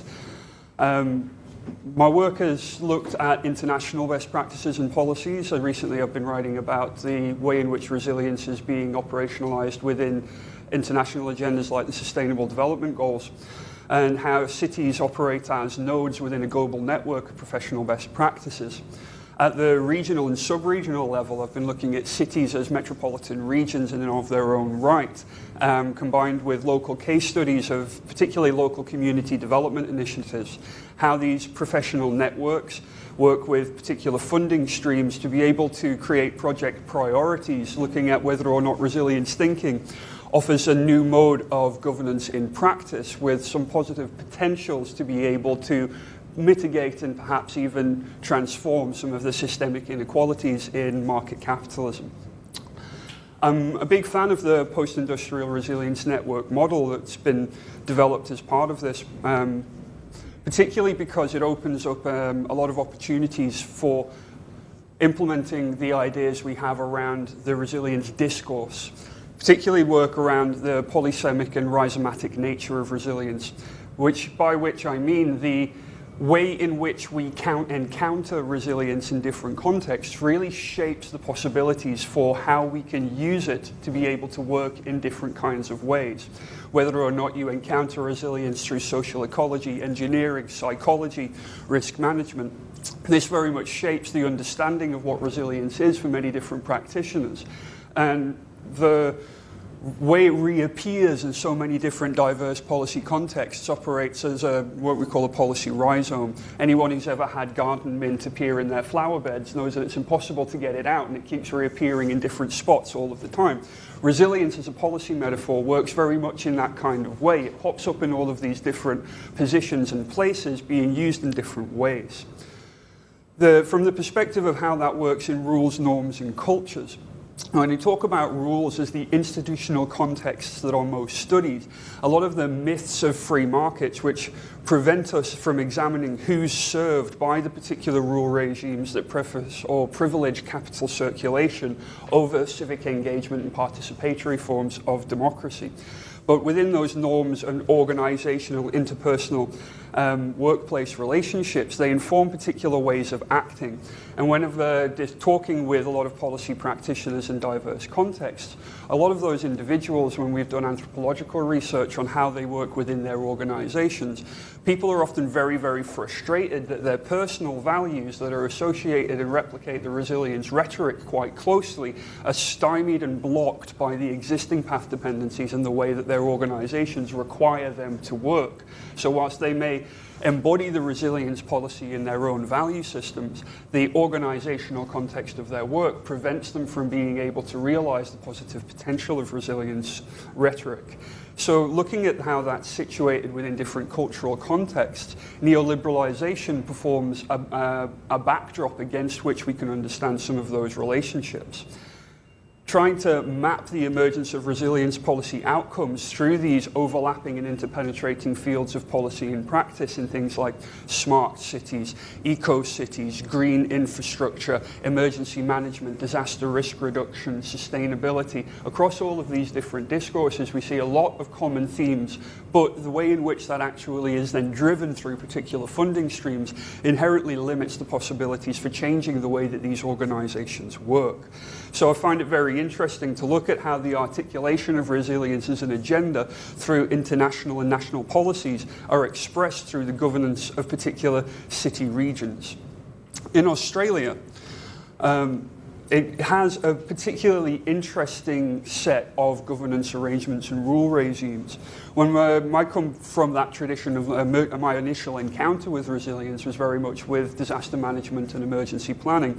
So I encountered resilience rules through things like the National Strategy for Disaster Resilience, the Environmental Protection and Biodiversity Conservation Act, and the building codes of Australia alongside green building standards and certifications, and ISO standards that particularly shape risk management practices within organizations alongside resilience practices themselves. Key organisations in that work were things like the Attorney General's Office at national level, the Australian New Zealand Federation of Fire or AFAC, and the Bushfire and Natural Hazards Cooperative Research Centre alongside NGOs like the Red Cross. But increasingly that work has been pushing me into looking at case studies of the 100 Resilient Cities programme and how philanthropic funding is beginning to fill the space where traditional civic government would be working in trying to implement some of these procedures. The norms within those organisations operate through risk management and assessment, ideas of eco-co-management and consultation practices.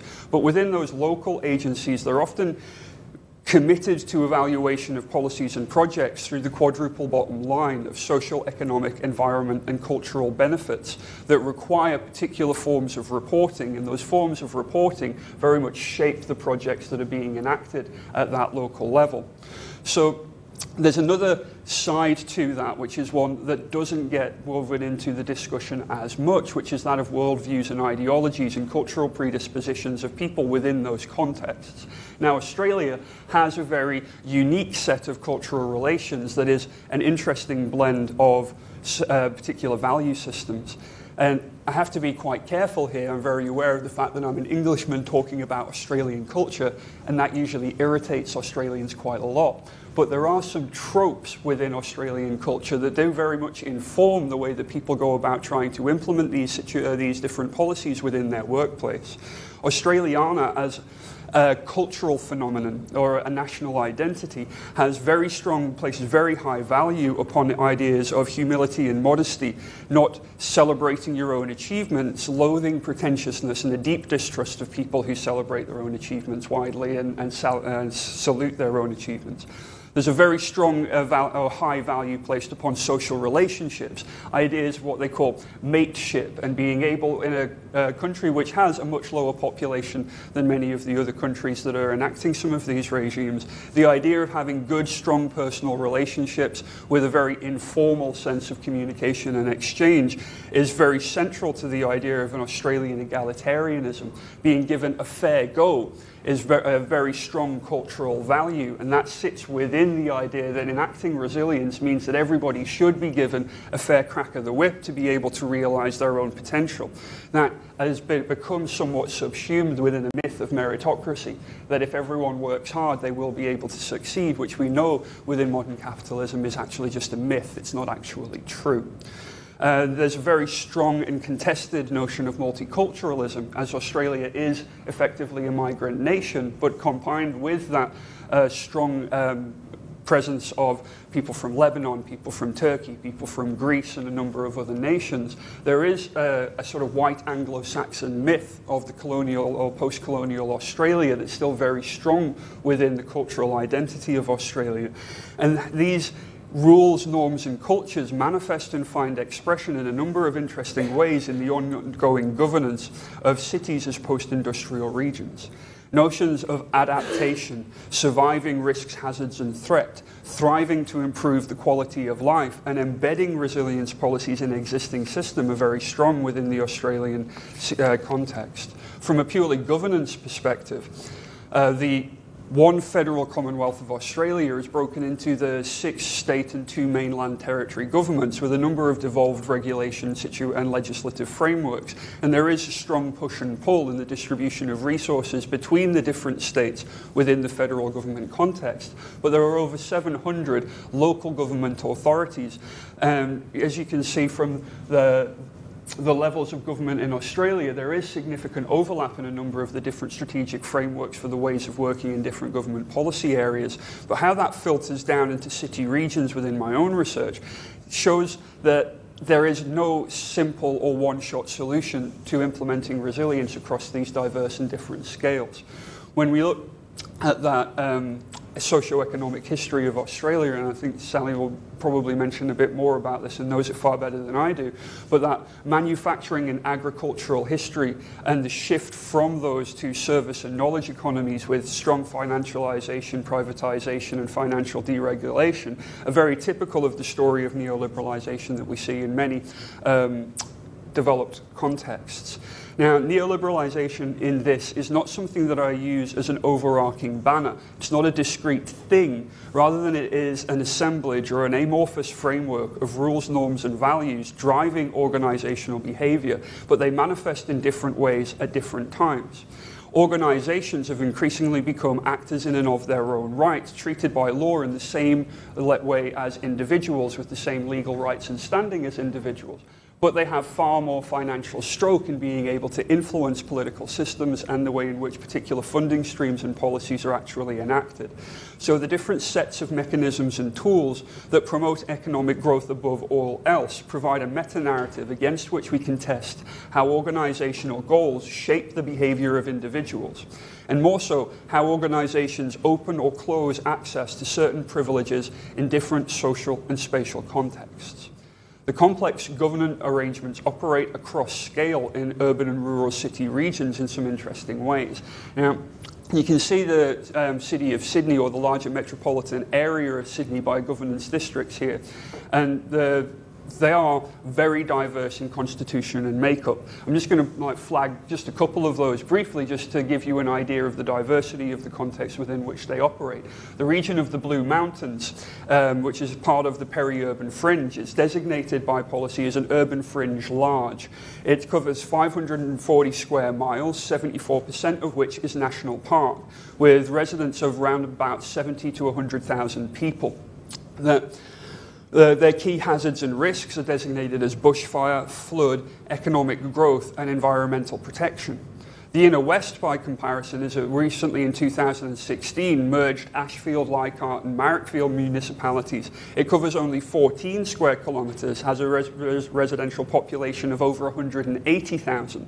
And their key hazards and risks are considered to be pollution, urban heat island effect, housing affordability, and a lack of development regulation in the development of those housing markets. Now, both of these are parts of the major Sydney metropolitan area, but the local councils have completely different concerns and needs, completely different resource demands. And that creates a lot of problems for trying to come up with a cohesive plan for addressing the city as a whole. In terms of the governance strategy for the city region, I've become very interested in the way in which 100 Resilient Cities are providing strategic frameworks to be able to try and generate implementation plans for delivering resilience policy goals, building on and drawing through those institutional arrangements of rules, norms and cultures. So, and this diagram of the Melbourne City Region Governance Districts on the left there is actually taken from the 100 Resilient Cities Strategic Plan, which I'm going to talk a little bit more about.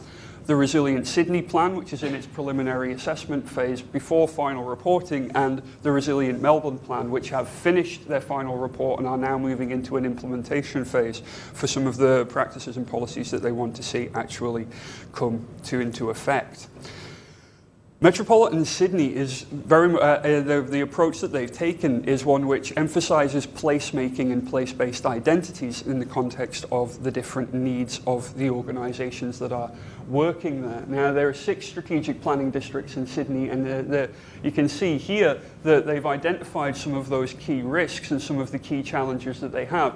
Housing stress and travel are considered to be key issues and key problems for the management of Sydney's resilient plan. But in terms of how that is going to be operationalised and how you actually generate a series of interventions into something as intangible to influence as the housing market. Now, this is something that's seen to be a free market, that's meant to be a free market, that is meant to be an open market, and development in the Sydney major metropolitan region is huge. They're expecting, even in the area of the Inner West, somewhere in the region of 700,000 new homeowners are being built into that area as we speak right now. But in terms of the critical infrastructure management, the implementation of green design standards to be able to mitigate the impact of those developments, there is very little work being done on that. It's rather an uncritical, market-driven approach towards how that is actually going to affect the way in which Sydney itself deals with the crises that are being created by its own rampant development.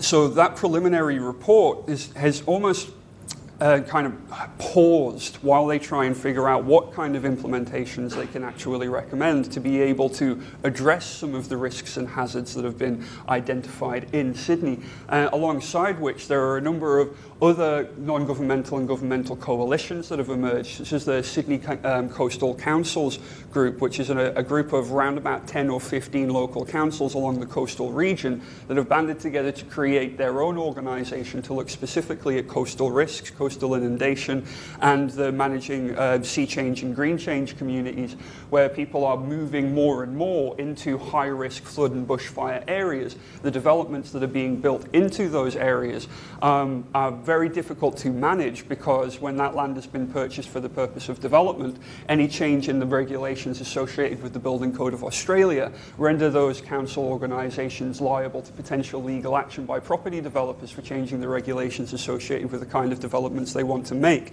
If that reduces any of the profitability of those housing developments, then that cost is passed on to the consumer, leading to high-cost housing, meaning that the affordable housing developments that are supposed to be built there are no longer affordable. So actually finding a sustainable means of regulating those markets is incredibly difficult within the current economic framework. Melbourne itself has got a far more developed resilience strategy, and For those of you who don't know the way that the 100 Cities framework essentially works, they create funding for a position for a chief resilience officer. They will be housed within some form of local government or organization, and their job is to create the collaboration and create the discussions between the diverse groups that are operating in those organizational silos.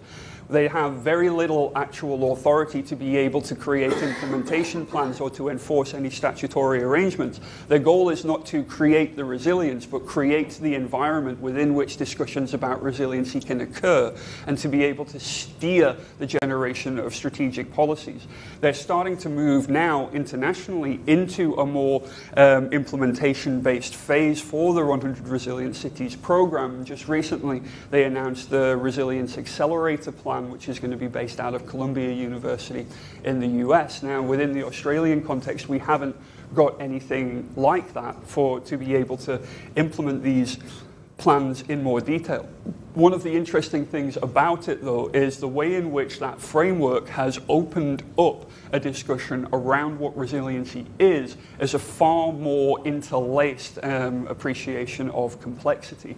When resilience emerged, it was predominantly through the context of disaster and emergency management, hazard planning, and that has now broadened out much more within these contexts to look at issues of economic inequality, housing affordability being one good example of that, but also civic capital of the organizations themselves. When we look at the wheel, the Stronger Together priorities mapped in the 100 Resilient Cities framework, you see leadership and strategy, health and well-being, economy and society, as well as infrastructure and environment. Now, traditionally, resilience was thought of as critical infrastructure management to be able to mitigate hazards. But by broadening this out to be able to look at whether or not the leadership capacity exists within civil government to enact any of these changes, that broadens out a much more critical appreciation of the limitations of government organizations to enact change. Health and well-being, and particularly this is something that is, I don't think, as well developed in the Australian context as it is in other resilient cities around the world, but health and well-being, looking at the needs of people in those communities far more directly.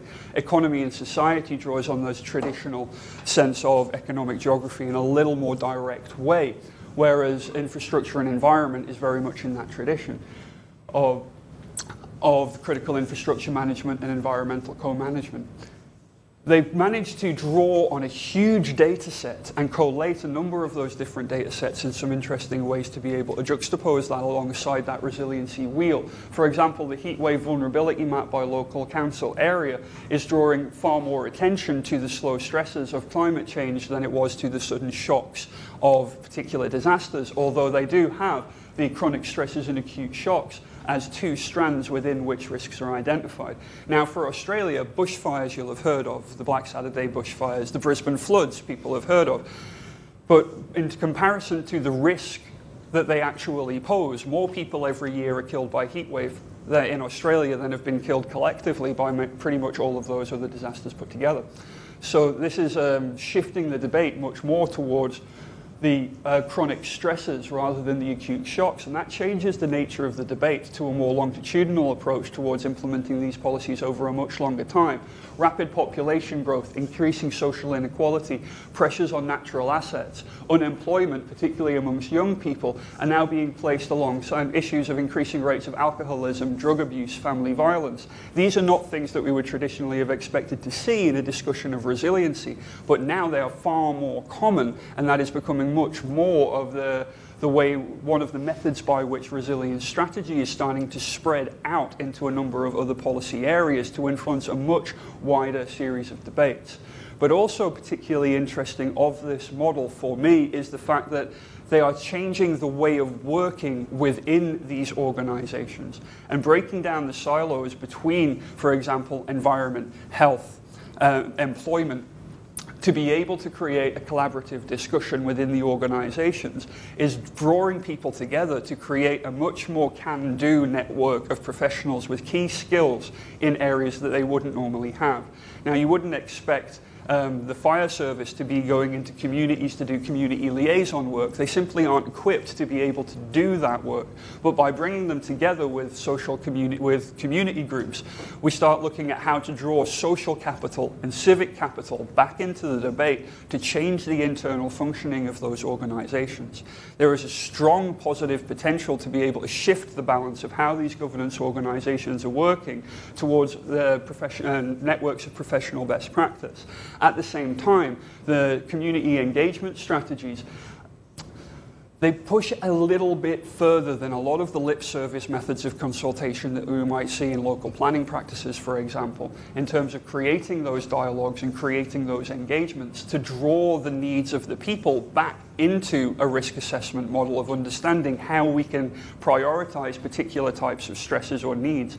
Now, that means that we're not just emphasizing the expert discourse of how this information gets transferred and knowledge is transferred between experts within organizations. They're actually drawing up from the bottom, from the communities that are being consulted, an identification of what the chronic risks and stresses are, to be able to try and make these people feel as if they actually have a direct stake and a direct line into the kind of policies and practices that are being discussed.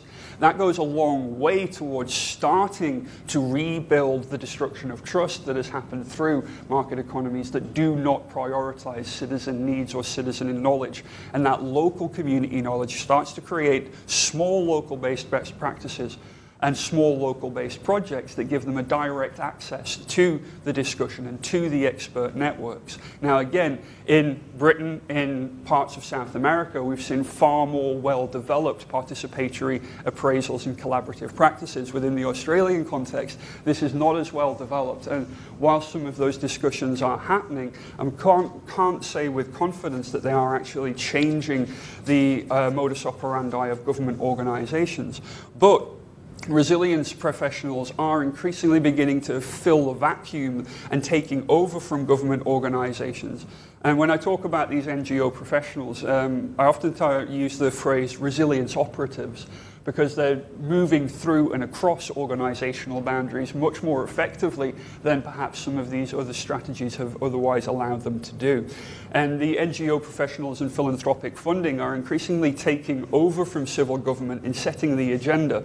Now, this operates with a different set of norms and practices, but there are still real tensions between the generation of strategy for identifying policy goals and the implementation of those strategies in practice, which we have not yet seen develop as well as we would like. And there are a number of existing political problems in the existing systems.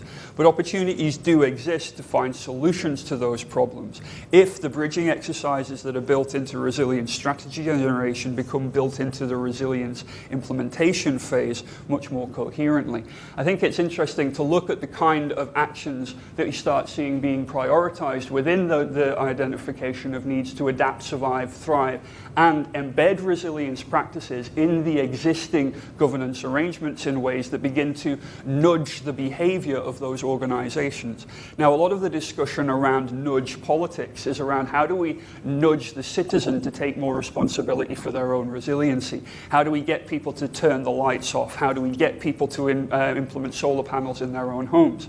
I think it's far more interesting to look at how we nudge the behavior of practitioners within their organizations towards a different modus operandi. And if you can start to be able to get those practitioner networks to operate in ways that are different, that are more collaborative, you start to incrementally change the functions of those organizations and their way of working, which changes how resilience policies is enacted. And that shifts the debate into a much more productive and positive framework. Again, I may be being naive and I may be being hopelessly optimistic about the potential of this to really change the way of working within this neoliberalization model of what we might call shareholder capitalism and democracy. But there is potential there. And that potential should not be overlooked in the critique of resiliency. Resilience acceleration is the beginning of a behavioral nudging of those, not just individual citizens, but resilience operatives. And I think we have an opportunity within the post-industrial resilience network to start mapping how these cultures and norms within organizations might give us a stronger evidence base to be able to sell this back to organizations. But there is a risk that existing political economies of neoliberalization will prevent that positive potential from being realized. In effect, rebalancing political and economic power requires re-examining the building blocks of market society. When we look at the strategic orientation of resilience, ideas of property, monopoly, contracts, regulation and enforcement are vital to understanding the possible successes of any implementation plan that emerges. We talk about government of what and for whom, and the need to mitigate inequality and reinvigorate trust as essential components of change. The governance of resilience does not intrude on markets. It creates markets and reorganizes them. And accelerating resilience as a positive potential does have a strong acceleration of citizen empowerment built into its rhetoric by nudging the way that organizations work across scales to reflect an opening of access for citizens in shaping the rules of the game. Citizens and governments both need to be activists for the enactment of resilience, not for the benefit of market relations and economic growth, but for the redistribution of that growth towards the right areas and towards the people who need it most. And there is a strong possibility for that to happen within this rhetoric.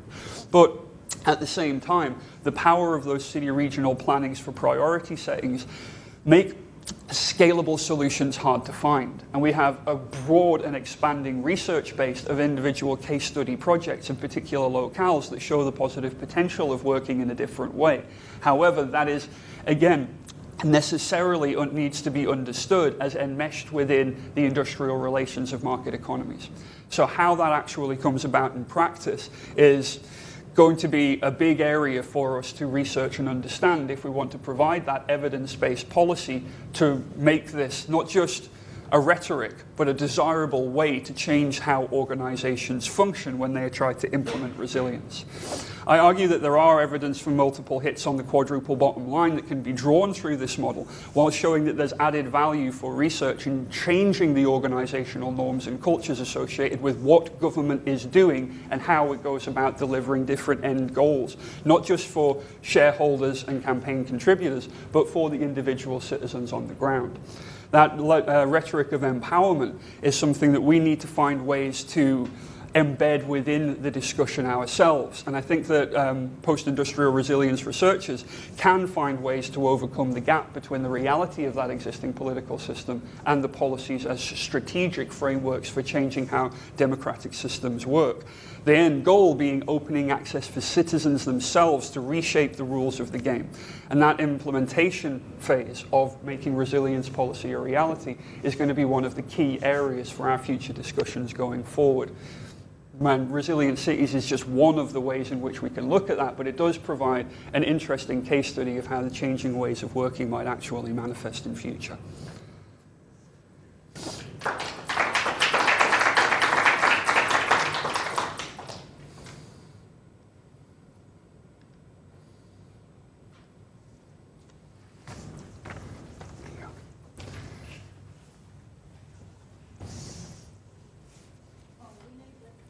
Oh, yeah, you'll need this.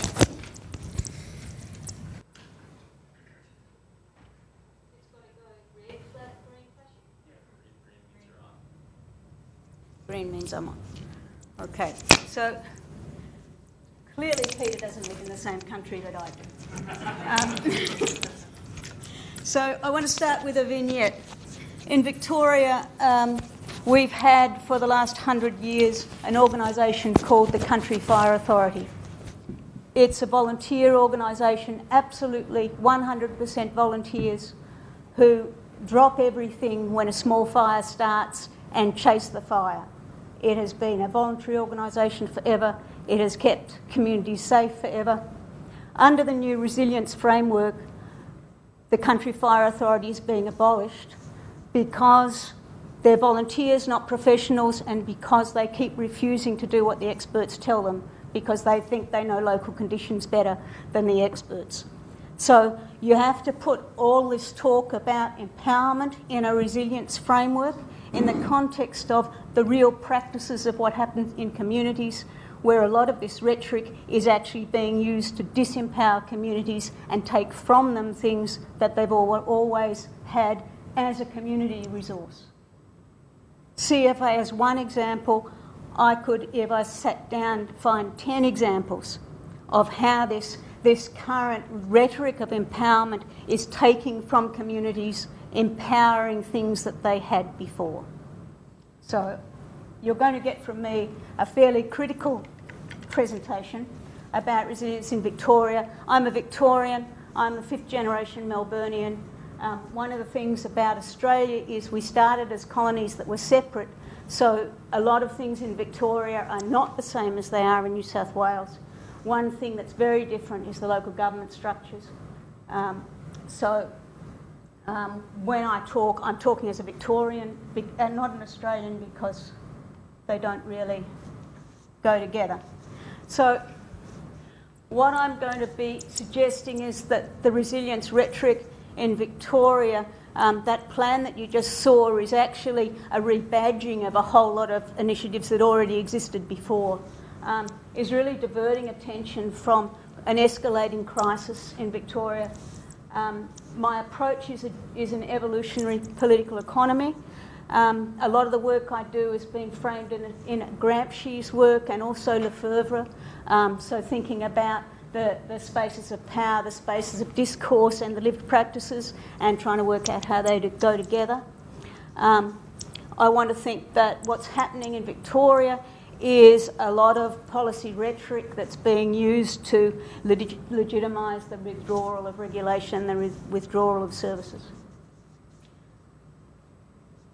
So the national government is very complicated in Victoria. We are a federal system like the US, but we're quite a different federal system. Federal government is responsible for interstate and international matters. State government's responsible for internal matters. In Victoria, but not so much in other places, local government is an administrative arm of the state government. So any local government in Victoria that wants to go out on a limb and do something innovative will immediately be sacked by the state government. There is actually no autonomy at local government level at all, which means that a lot of the local initiatives that the current resilience thinking is framing in is very difficult to put in the Victorian context because it's so centrally controlled by Melbourne. We really, if you were talking about local in a scalar sense, you'd have to say Melbourne was local because that's the lowest level at which government has a decision-making authority. Everything else is following orders. So I've tried to summarise it there. The national government has money but no power, so it gets power from funding things on condition somebody does something. It uses its fiscal power to control. The state has power but no money, so it has to keep doing what the feds tell it to get the money. The fiscal equalisation means the amount of money depends on the amount of population, and the federal government controls population through the migration program. So you see a complex interplay here. The point is, though, that in many internal matters, the national government cannot prevail unless the states agree. So we have conflict all the time with the states who are Liberal or Labor, and they always are a mix because our constitution is set up to make sure no one party ever governs the whole lot at once. They're always in conflict, which means we really only ever get lowest common denominator decisions because they're things that you'll get bipartisan support for. In fact, our constitution was written with the French Revolution and the American Revolutions in mind. It was designed to make sure it was impossible to make revolutionary changes. So we get consensus decision-making all the time. Local government has power for land use, but if any local government decides they don't want some development, the state will overrule their decision. So, in fact, they have no power over anything much. So, this is where I live.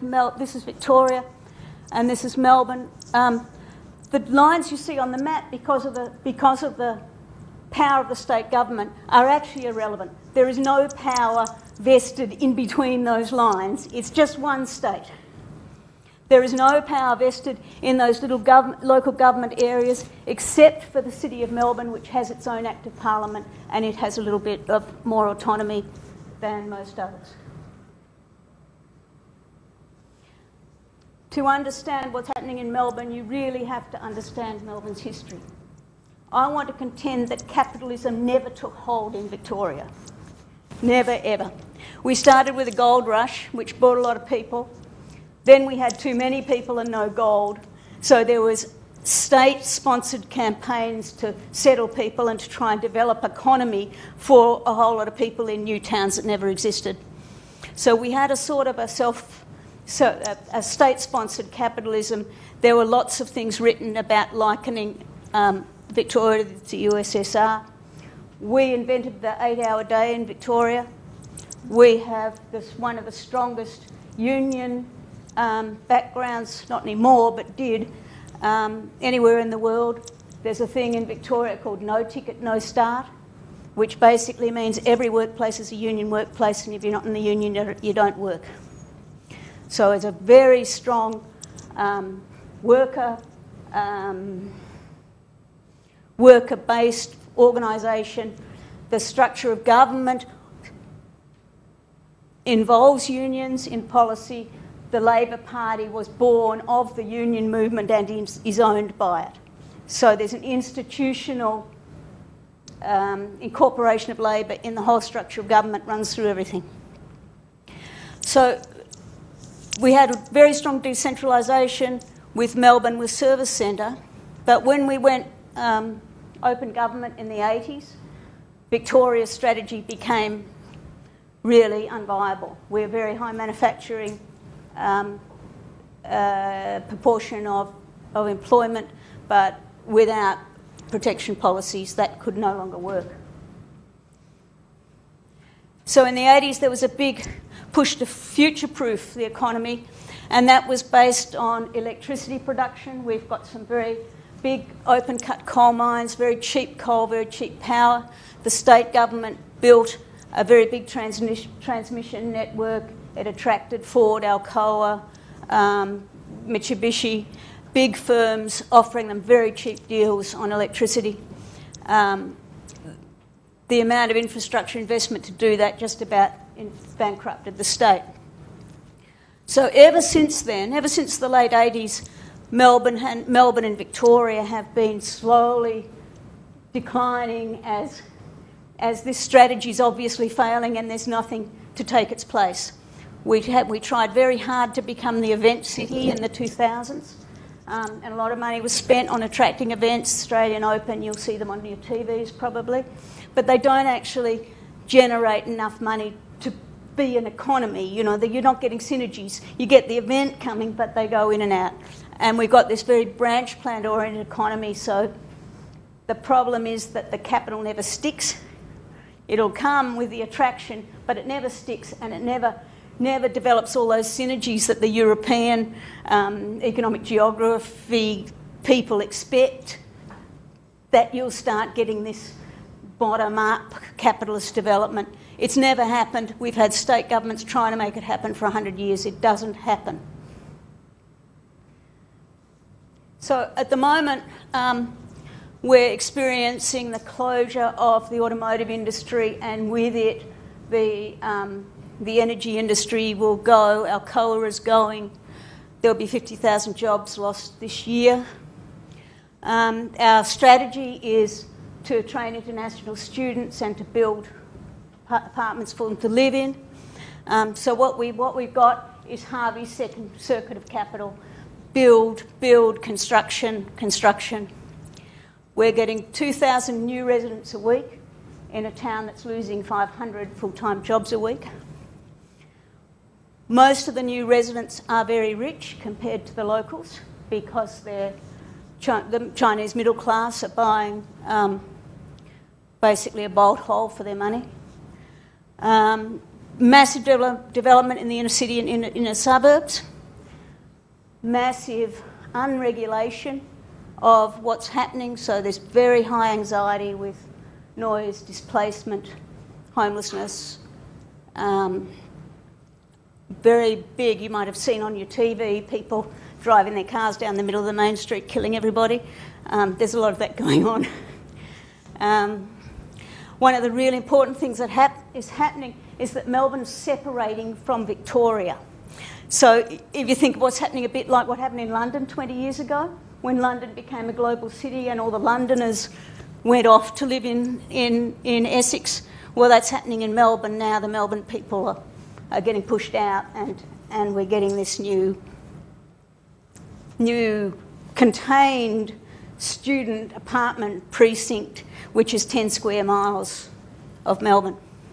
So regional areas are really languishing. All the things of Appalachia, population decline, money going out, no jobs. Jobs there are. I saw a statistic of business startups in Victoria over the last 5 years. 85% of them were within 5 kilometres of the CBD. So in other words, the only business activity that's happening is right in the middle, nothing else. But what is really interesting about it is that the economy is still not a capitalist economy. It's still an economy that's run by redistribution. Biggest employer is health and social assistance. As you all know, Australia has a universal healthcare system that is a redistribution system of money from mining and extraction, comes down to the cities via the health system. The construction industry is created by negative gearing and migration policy. The education and training system is created by education, training and migration policy. If you changed any of those, manufacturing, which you can see in Victoria, is still the second biggest employer. That's 2016 stats. Probably 40% of those jobs will be gone by the end of next year. So basically, the accumulation strategy now is just international students, more international students, and more housing. What's happening with the resilience rhetoric in the regions is that the regional policy is saying, we want you to show that you're resilient, we want you to show that you're bouncing back, that you can deal with this. And there is no funding available for regions unless they can present a growth story. Now, for places that are losing population and jobs, that's pretty difficult to do. So they're creating these stories of growth because there's a blame game going on. You can't be a failing community because it's not consistent with the discourse.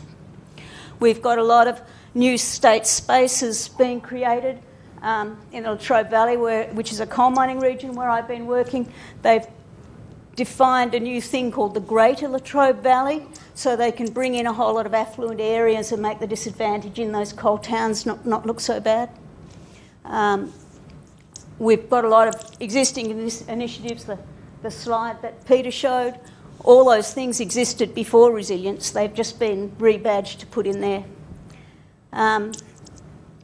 In the poor LGAs, a lot of the regulation of those day-to-day things like noise and air and traffic are being delegated in that devolution sense to local government, except local government in Victoria has no power.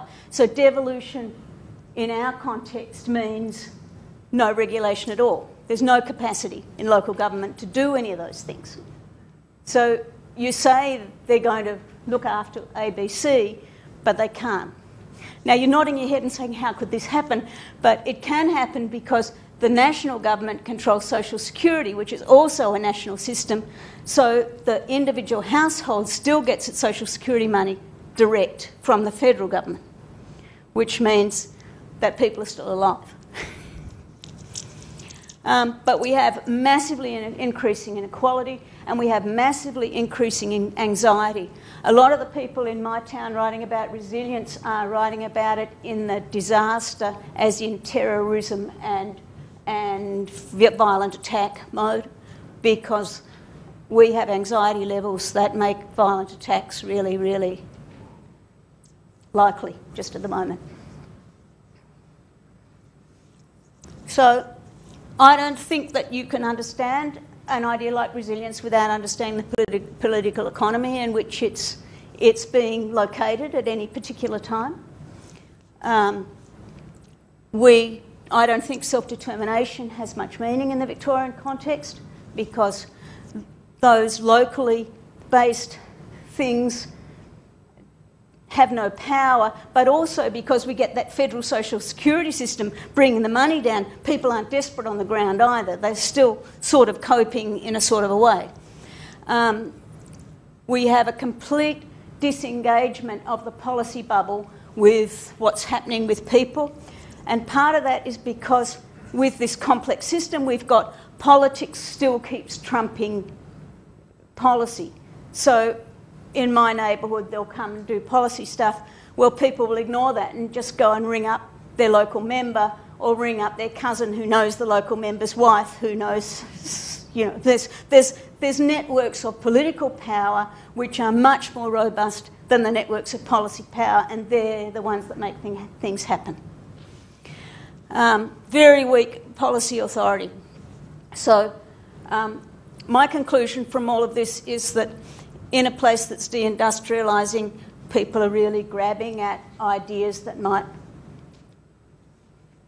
make it seem okay. I think we've got a real problem with the maintenance of democracy in the sense that people need to have hope. And what we're not really getting from the way resilience is framed in Melbourne is a sense of hope. It's more a sense of let's have a policy framework in which we can make it look as though we're dealing with this problem. But I think it's missed the effective dimension of what's happening entirely. And that's about it. Thank you.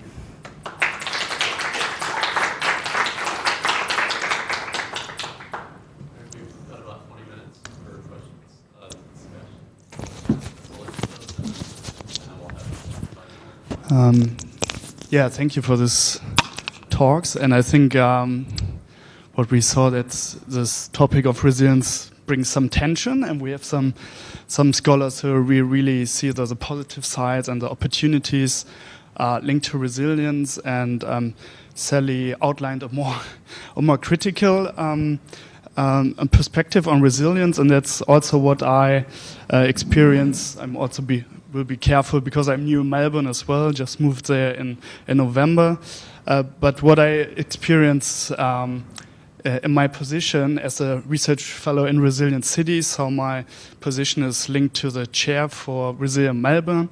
So I work for Professor Coonan, who is the chair for the Resilient Melbourne strategy. So he works as an academic within City Council of Melbourne, works with the delivery office there.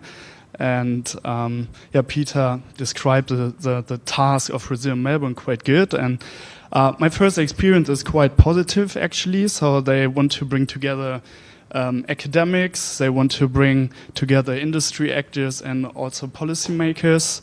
They're really keen to bring academics also into the city council. So they invited me as a researcher to come to the council to look as a researcher what is going on there, what do they want to do. And the next 2 or 3 years I will be working on these different action fields that Peter outlined. For example, bicycle network strategy. The big challenge there is that Melbourne consists of 32 different local governments, and there's a challenge to bring all these councils and all this interests together, and that's the main task there. But there are also other interesting action fields. One big topic in Melbourne is homelessness, and there are big projects on affordable housing. I'm also involved in these projects. So there's a lot of going on. On the other hand, there are scholars who label this as philanthropic capitalism.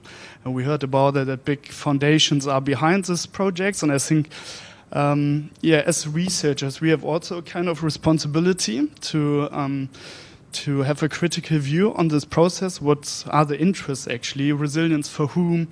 Resilience by whom? Who is actually interested in that topics? And yeah, I looked into literature on responsible innovation, and I think these action fields are conceptualized as little local experiments, and I think also researchers have the responsibility to look over it in a critical way. But I see a lot of opportunities in this fields. Long talk. I will give up 2 questions. Maybe one question which popped up. Peter, maybe what is your experience in Sydney as well? Because Sydney is also part of the 100 Resilient City Network. So what are the differences there between Sydney and Melbourne? It's interesting because Melbourne was funded during the first phase of the 100 Resilient Cities framework, whereas Sydney was one of the last cities to be funded in the final round. So they're almost 2 years apart in the positioning. Melbourne strategy is obviously far more. It's completed. They're looking at ways to implement it, whereas within Sydney, it's still very much in that consultation phase where they're trying to generate the final plan. But I think one of the most interesting things about the nature of that framework, which is different not just within those 2 cities in Australia, but in all of the cities that I've looked at where they have a resilience officer, it goes back to the encounter of resilience. The background of the Chief Resilience Officer frames the entire debate. So whether they come from housing, whether they come from banking, whether they come from architecture or defence, completely changes the approach of the city towards what the problems are because of the capacities of that individual and their framework of knowledge that they bring to the table. In Sydney, the officer comes from working with in a collaboration background with strong connections to housing and development. And that has led to a very different approach. But the nature of that first phase is always very much trying to figure out what the problems are that are typical to the city. And unfortunately, I think some of the problems that are typical to Sydney are problems that resilience is uniquely badly suited as a framework to solving. Housing affordability is something that is very, very difficult to manage in any way, shape or form. And I think for us in the major Sydney metropolitan area, that's probably the biggest problem that we have. So how they wrestle with that and how they figure out what they want to try and do about that will really shape a lot of the agenda. But the Sydney CBD is so different from the suburbs. Sydney CBD will probably be off the grid in the next 5 years, whereas energy efficiency in the suburbs is massively problematic. So there are huge inequalities already manifest in the way that the city exists and in its future, and that's going to be a huge problem for them in trying to create any meaningful collaborations. Okay, thank you for that. Okay, I think we should open the panel for questions. And okay, we start over there. Thank you both for the presentations. I was asked the question, then make a statement. I was curious on what the tax policy is in Australia. Where's the locus of collection of revenues via the public sector? Is it the state level, or where is it? Initially, it was at the state level. During the Second World War, as an emergency measure to raise money, they passed a law that let the federal government collect the income tax. It was supposed to be a temporary measure, but it became permanent. So almost all the company tax goes to the nation, all of the income tax goes to the nation, all of the goods and services tax goes to the nation. The states collect money through minor taxes like probates, fines. We've got 40 kilometre an hour all over Melbourne now and automatic cameras, so they collect, $500 million a day on parking fines. Local government has almost no revenue capacity. It has rates on housing and dog registrations and a few other small things. So none of the services in America, the schools are funded are provided by the states with federal funding from the pool with lots of equalisations across the states. Really, always Australia's wealth has come from mining and agriculture. So the whole system is for funneling money from very low population places into high population places, and that's structurally how it's been designed. It's a redistributional system. Thank you. I was curious, and I thought that was the case, but it seems to me, I mean, Tom touched on it in his presentation. One of the areas to think about in kind of resilience in post-industrial cities is what are the tax systems functioning? I mean, in the United States, we have a very complex system depending upon where you're located. But as Tom alluded to, local governments have, a lot of tax power, but if you're not very well off, that you can't collect much. I know the gentleman sitting next to me deals with this all the time. But, what's the right balance between, I'll use our terms, federal, state, and local taxation policy, and where those monies flow in the United States? Federal taxes, if you look at the tax and the net benefit from it, it's been flowing from the north to the south for 40 years. And as part of that general trend of kind of deindustrialization. So how tax policy fits into this is something that I think is really worth consideration in terms of moving forward. And I don't know how it is in Germany, et cetera, in terms of that. So, but it's an issue that seems to me of some relevance here. If I can just take this. Is there anyone else? I'm interested in regions and regionalism, and both of you raised kind of some interesting questions I'd like, if possible, for you to follow up on. So, Sally, you mentioned I may be saying this wrong, Greater Latrobe area as sort of a response to trying to iron out some of these inequalities. I don't know if you can tell me about whether that's part of the growth story or how that worked, because it seems as though there's quite a lot of parallels with the donut hole of disadvantage in the metropolitan regions in the United States that Tom pointed out. And then, Peter, you mentioned the chief resilience officer, and forgive my ignorance about the details of this plan, which are really cool. But it seems like this person is meant to overcome internal boundaries and cross internal jurisdictions. To what extent does the chief resilience officer for the city interact with counterparts throughout the region in order to address things regionally? Because we know, obviously, that a lot of these issues are they do not stop at municipal boundaries. So those are the two sort of regional flavored questions I have for you.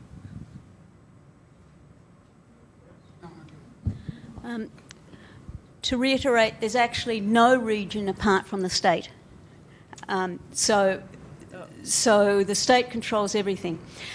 Latrobe Valley, the coal mining area, is quite a specific, it's actually a physical valley where the coal is, and quite a small area, very concentrated. It's an industrial area in a rural hinterland.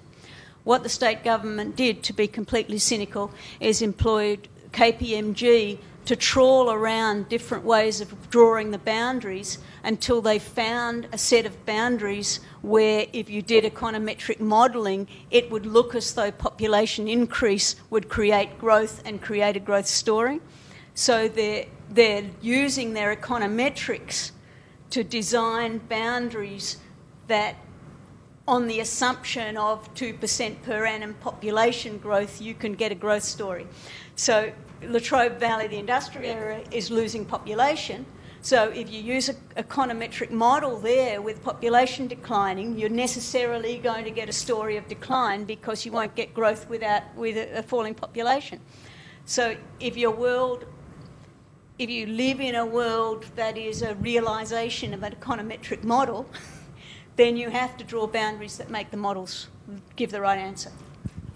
Great. I should say metropolitan instead of regional. That's sort of what I meant. Well, you can't. Yeah. We don't have the data in Victoria to break up models. We only collect economic data at state level. We have no sub-state data. So when they make these models, they actually extrapolate regional domestic product from the state domestic product on the basis of a population breakdown. So if you're an economic geographer like me and you know that service provision is related to agglomeration, then their models in the less sparsely populated area must be completely wrong because you don't get the same ratio of services to other things. It's all a fabrication. Yeah, and I guess when we look specifically at something like Rockefeller's programs and the chief resilience officers, the nature of the basis of what they do is centered around to somewhat the artificial construction of the city as region and understanding of the city as metropole or metropolitan region. It doesn't engage with anything outside of that. It is specifically focused on the global city as a node in a network with other global cities. And it's one of the broader problems, I think, with the way that that program goes about engaging with these issues is that it does prioritize the city as region above all else, and it doesn't engage with rural hinterlands or rural economies at all. That's not their job. Their job is to create this sort of the city as global node in global network. And that, I think, is probably one of the limitations of what someone like me can actually do when analysing those things as a more of a political and social scientist looking at governance within those city regions, is I don't know anything about the urban-rural economic divides or the nature of that history within the states of Australia, because predominantly myself, like the Chief Resilience Officer, works on the city region almost exclusively.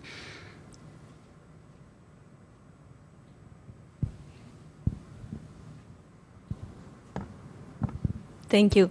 I want to talk a little bit about the importance of creating collaboration between the different groups. And Peter, you mentioned at the end that one of the existing challenges one of the challenges is the existing gap between politics and policy. And I was wondering if the gap between policy and people is being taken into account in some way, like that gap between the policy that we carefully design and the groups of people that are within the informal sector and are not following the policy that we are doing, especially when the informal economy is equivalent to the 15% of Australian GDP. So I'm wondering if that is something that has been taken into account or not. And I think it's interesting the way that they're actually beginning to appreciate informal knowledge economies much more, because I think when you take a purely political economy approach towards some of these organizations, the added value that you get from understanding social and cultural values and social connections starts to be fed more into the discussion. And this is why within resiliency, and particularly in the Australian context, the work's coming out of places like Griffith, is very strongly centred on building social capital, enhancing social networks, and rebuilding trust between stakeholder organisations and citizens as stakeholders, and trying to increase that because we all know that trust has been so badly damaged between the citizens and even community groups and the organisations of local and state government, that rebuilding that trust is very, very important and massively difficult to do because it's naturally enmeshed within these economic systems that are actively destroying any capacity for trust building. So by focusing on smaller scale local based projects, this is where the empowerment rhetoric comes in, and there's a big difference between the rhetoric of empowerment and the reality of capacity building, because that is the kind of capacity that needs to be built for resilience isn't the kind of capacity that tends to engender economic redistribution that they don't actually, the existing system doesn't want to see happen. So trust building is almost, it's an inherent contradiction. I think there's a greater awareness through some of these policy platforms that this is hugely important to any kind of successes they might achieve, but also hugely difficult because they almost have to combat the people who are funding them to be able to achieve. And that's one of the inherent contradictions in resilience policy that makes that politics trump the policy in that way, because the existing systems don't allow for trust, but you cannot have networks of social capital being enhanced without necessarily empowering those people to be able to take more active forms of participatory and collaborative involvement in the structures in which they're enmeshed. Probably some of the more successful forms of that aren't actually in Australia. And if you look at Puerto Alegre and the participatory budgeting systems that they're beginning to generate there, which were enhanced greatly by the 100RC program, there are examples around the world where this is working. But again, they tend not to be in the most industrialized or post-industrial nations. So that system of governance organizations and the way in which they are working within that to try and build it's really messy and usually pretty ugly, and it sometimes gets pretty acrimonious, but at the same time, community empowerment, you can't have resilience without it. So it's going to become increasingly important as the agenda shifts towards looking at those things. I don't think anybody really knows how to do it yet. Where I've been working in the Latrobe Valley, there are 3 community organisations that have a great deal of social capital. One is the Gippsland Trades and Labour Council. One is the local government area and the elected officials, and the other is the football club network. The empowerment activities of the policymakers in the Latrobe Valley deliberately excluded those 3 people because they wanted to develop empowerment and social networks and social capital. But as they defined social capital, it was not the social capital that already existed, because that to them is a negative social capital, locked into old ways of thinking. They wanted a new social capital of people who happened to be small business owners. So social capital is not social capital. It's a political definition. Nadir Kinosian, Leibniz Institute for Regional Geography. Thanks a lot for 2 very interesting presentations. I would like to ask a question about disciplinary boundaries. We've seen that there are so many overlaps between what one may call spatial planning, strategic spatial planning, city and regional planning, economic development planning. Is it possible to isolate resilience within that kind of disciplinary structure that we are dealing with? And does the traditional dichotomy of routine planning as opposed to extraordinary planning as dealing with consequences of various shocks, does that dichotomy help at all to shed light on the challenges of the modern world and the challenges that planners and policymakers and communities face at that moment? Thanks.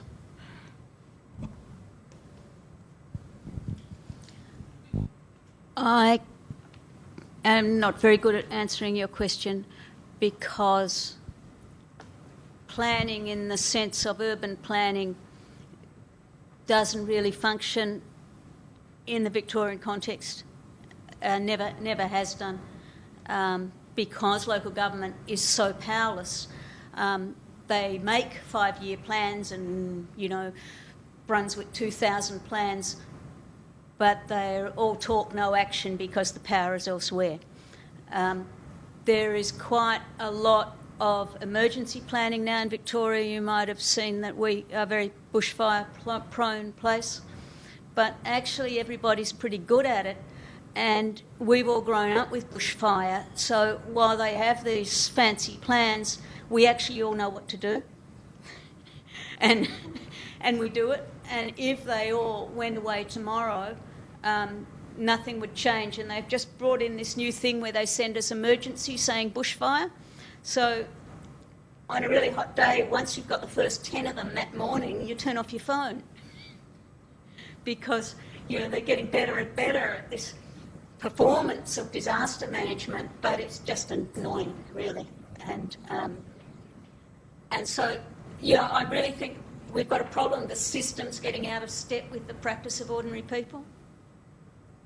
And the practice of ordinary people is just bubbling along, and all this other stuff is happening over the top of us.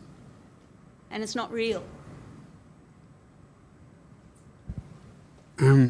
I think for myself, when I look at resiliency as a governance action, it's not actually a discrete discipline in and of its own right. By its very nature, it's meant to be a collaborative effort across all of these organizations and agencies that do different elements of it. The key element of resilience is not creating resilience planning in and of itself. It's creating networks of people that can actually work outside of those organizations to break through the boundaries of the discrete limits that their plans and operational plans put on them. And I think, again, this is one of the things that we agree on, is that the more sophisticated these governance arrangements get, they will only serve to function if the people are a key driver of what's actually happening. The more people are treated as passive recipients of resiliency services, the less functional resilience becomes. It's not meant to be one thing. It's meant to be all things, and that's that by its very nature. It's meant to function in that way. And I think if we isolate resilience, then we actually just build another silo, and that's the exact opposite of the intention of the project.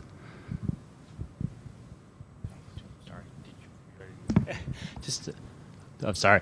I'm afraid I'm holding up lunch, but I just have a quick question. You know, I was just up in Vancouver, and they're doing some really interesting stuff up there. And what really impressed me was the presentation by the finance director and the planning director, and they talked a lot about First Nations up there, tapping into their wisdom. And it made me think with resiliency, which is really getting people to think long-term and vision long-term, tapping into some of your, you know, the term up there would be First Nations, or in North America. I'm not sure from some of your original peoples there, if they're playing a role in any of this, if they're in the urban centers, is there anything happening there? Kind of left field, but. Okay.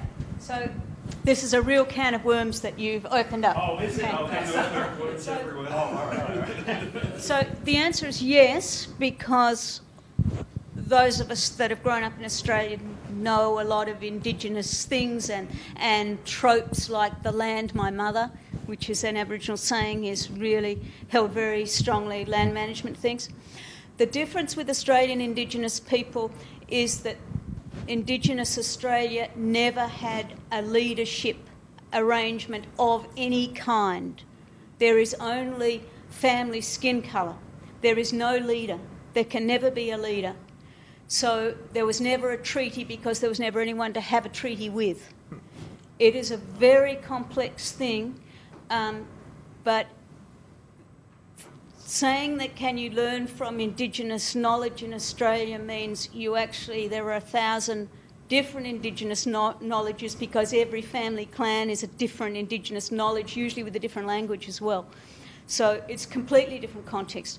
We have a lot of engagement. In my neighbourhood's quite high Indigenous population because it had one of the old missions in my area. Everybody respects the elders every time anyone opens a meeting. We know where people used to live. There are little tokens around, but there was no social structure that can be replicated. It's a fascinating thing in the Australian context that I'm still learning about every day as a non-Australian moving into Australia. But it feels like from the outside coming in that Indigenous Australian culture is in many ways completely inimicable with modern colonial capital culture, because our concepts are so centrally oriented around property ownership, and the people don't own in the same way. People belong. And you know, when the land owns you, how can you possibly quantify that in a meaningful way within a capitalist culture. And so I think the lessons to be learned from Indigenous Australia are hugely valuable, massively important, and hugely undervalued. But again, can open, worms everywhere. It's a huge, huge issue. There is no concept of private property Yeah. in Australian Indigenous. Yeah. Quick question, Peter. Do you know if anyone is doing a systematic comparison across all of the resilience city projects? I'm trying. In terms of looking at the political, cultural I don't think there's a coherent project yet, but I think it's one of those things that perhaps this network would be able to do really, really well, given the framework that's established. Yeah, really would. All right. So thanks again, Peter and Sally and Sebastian. So it looks like we've got lunch out here. Let's go ahead and just come back at about 1:45. So it's like a full hour for lunch, and then we'll come back with Russia after that.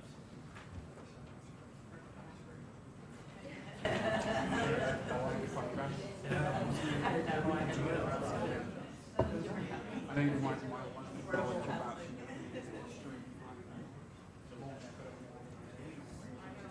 That's what I've got to feel to be able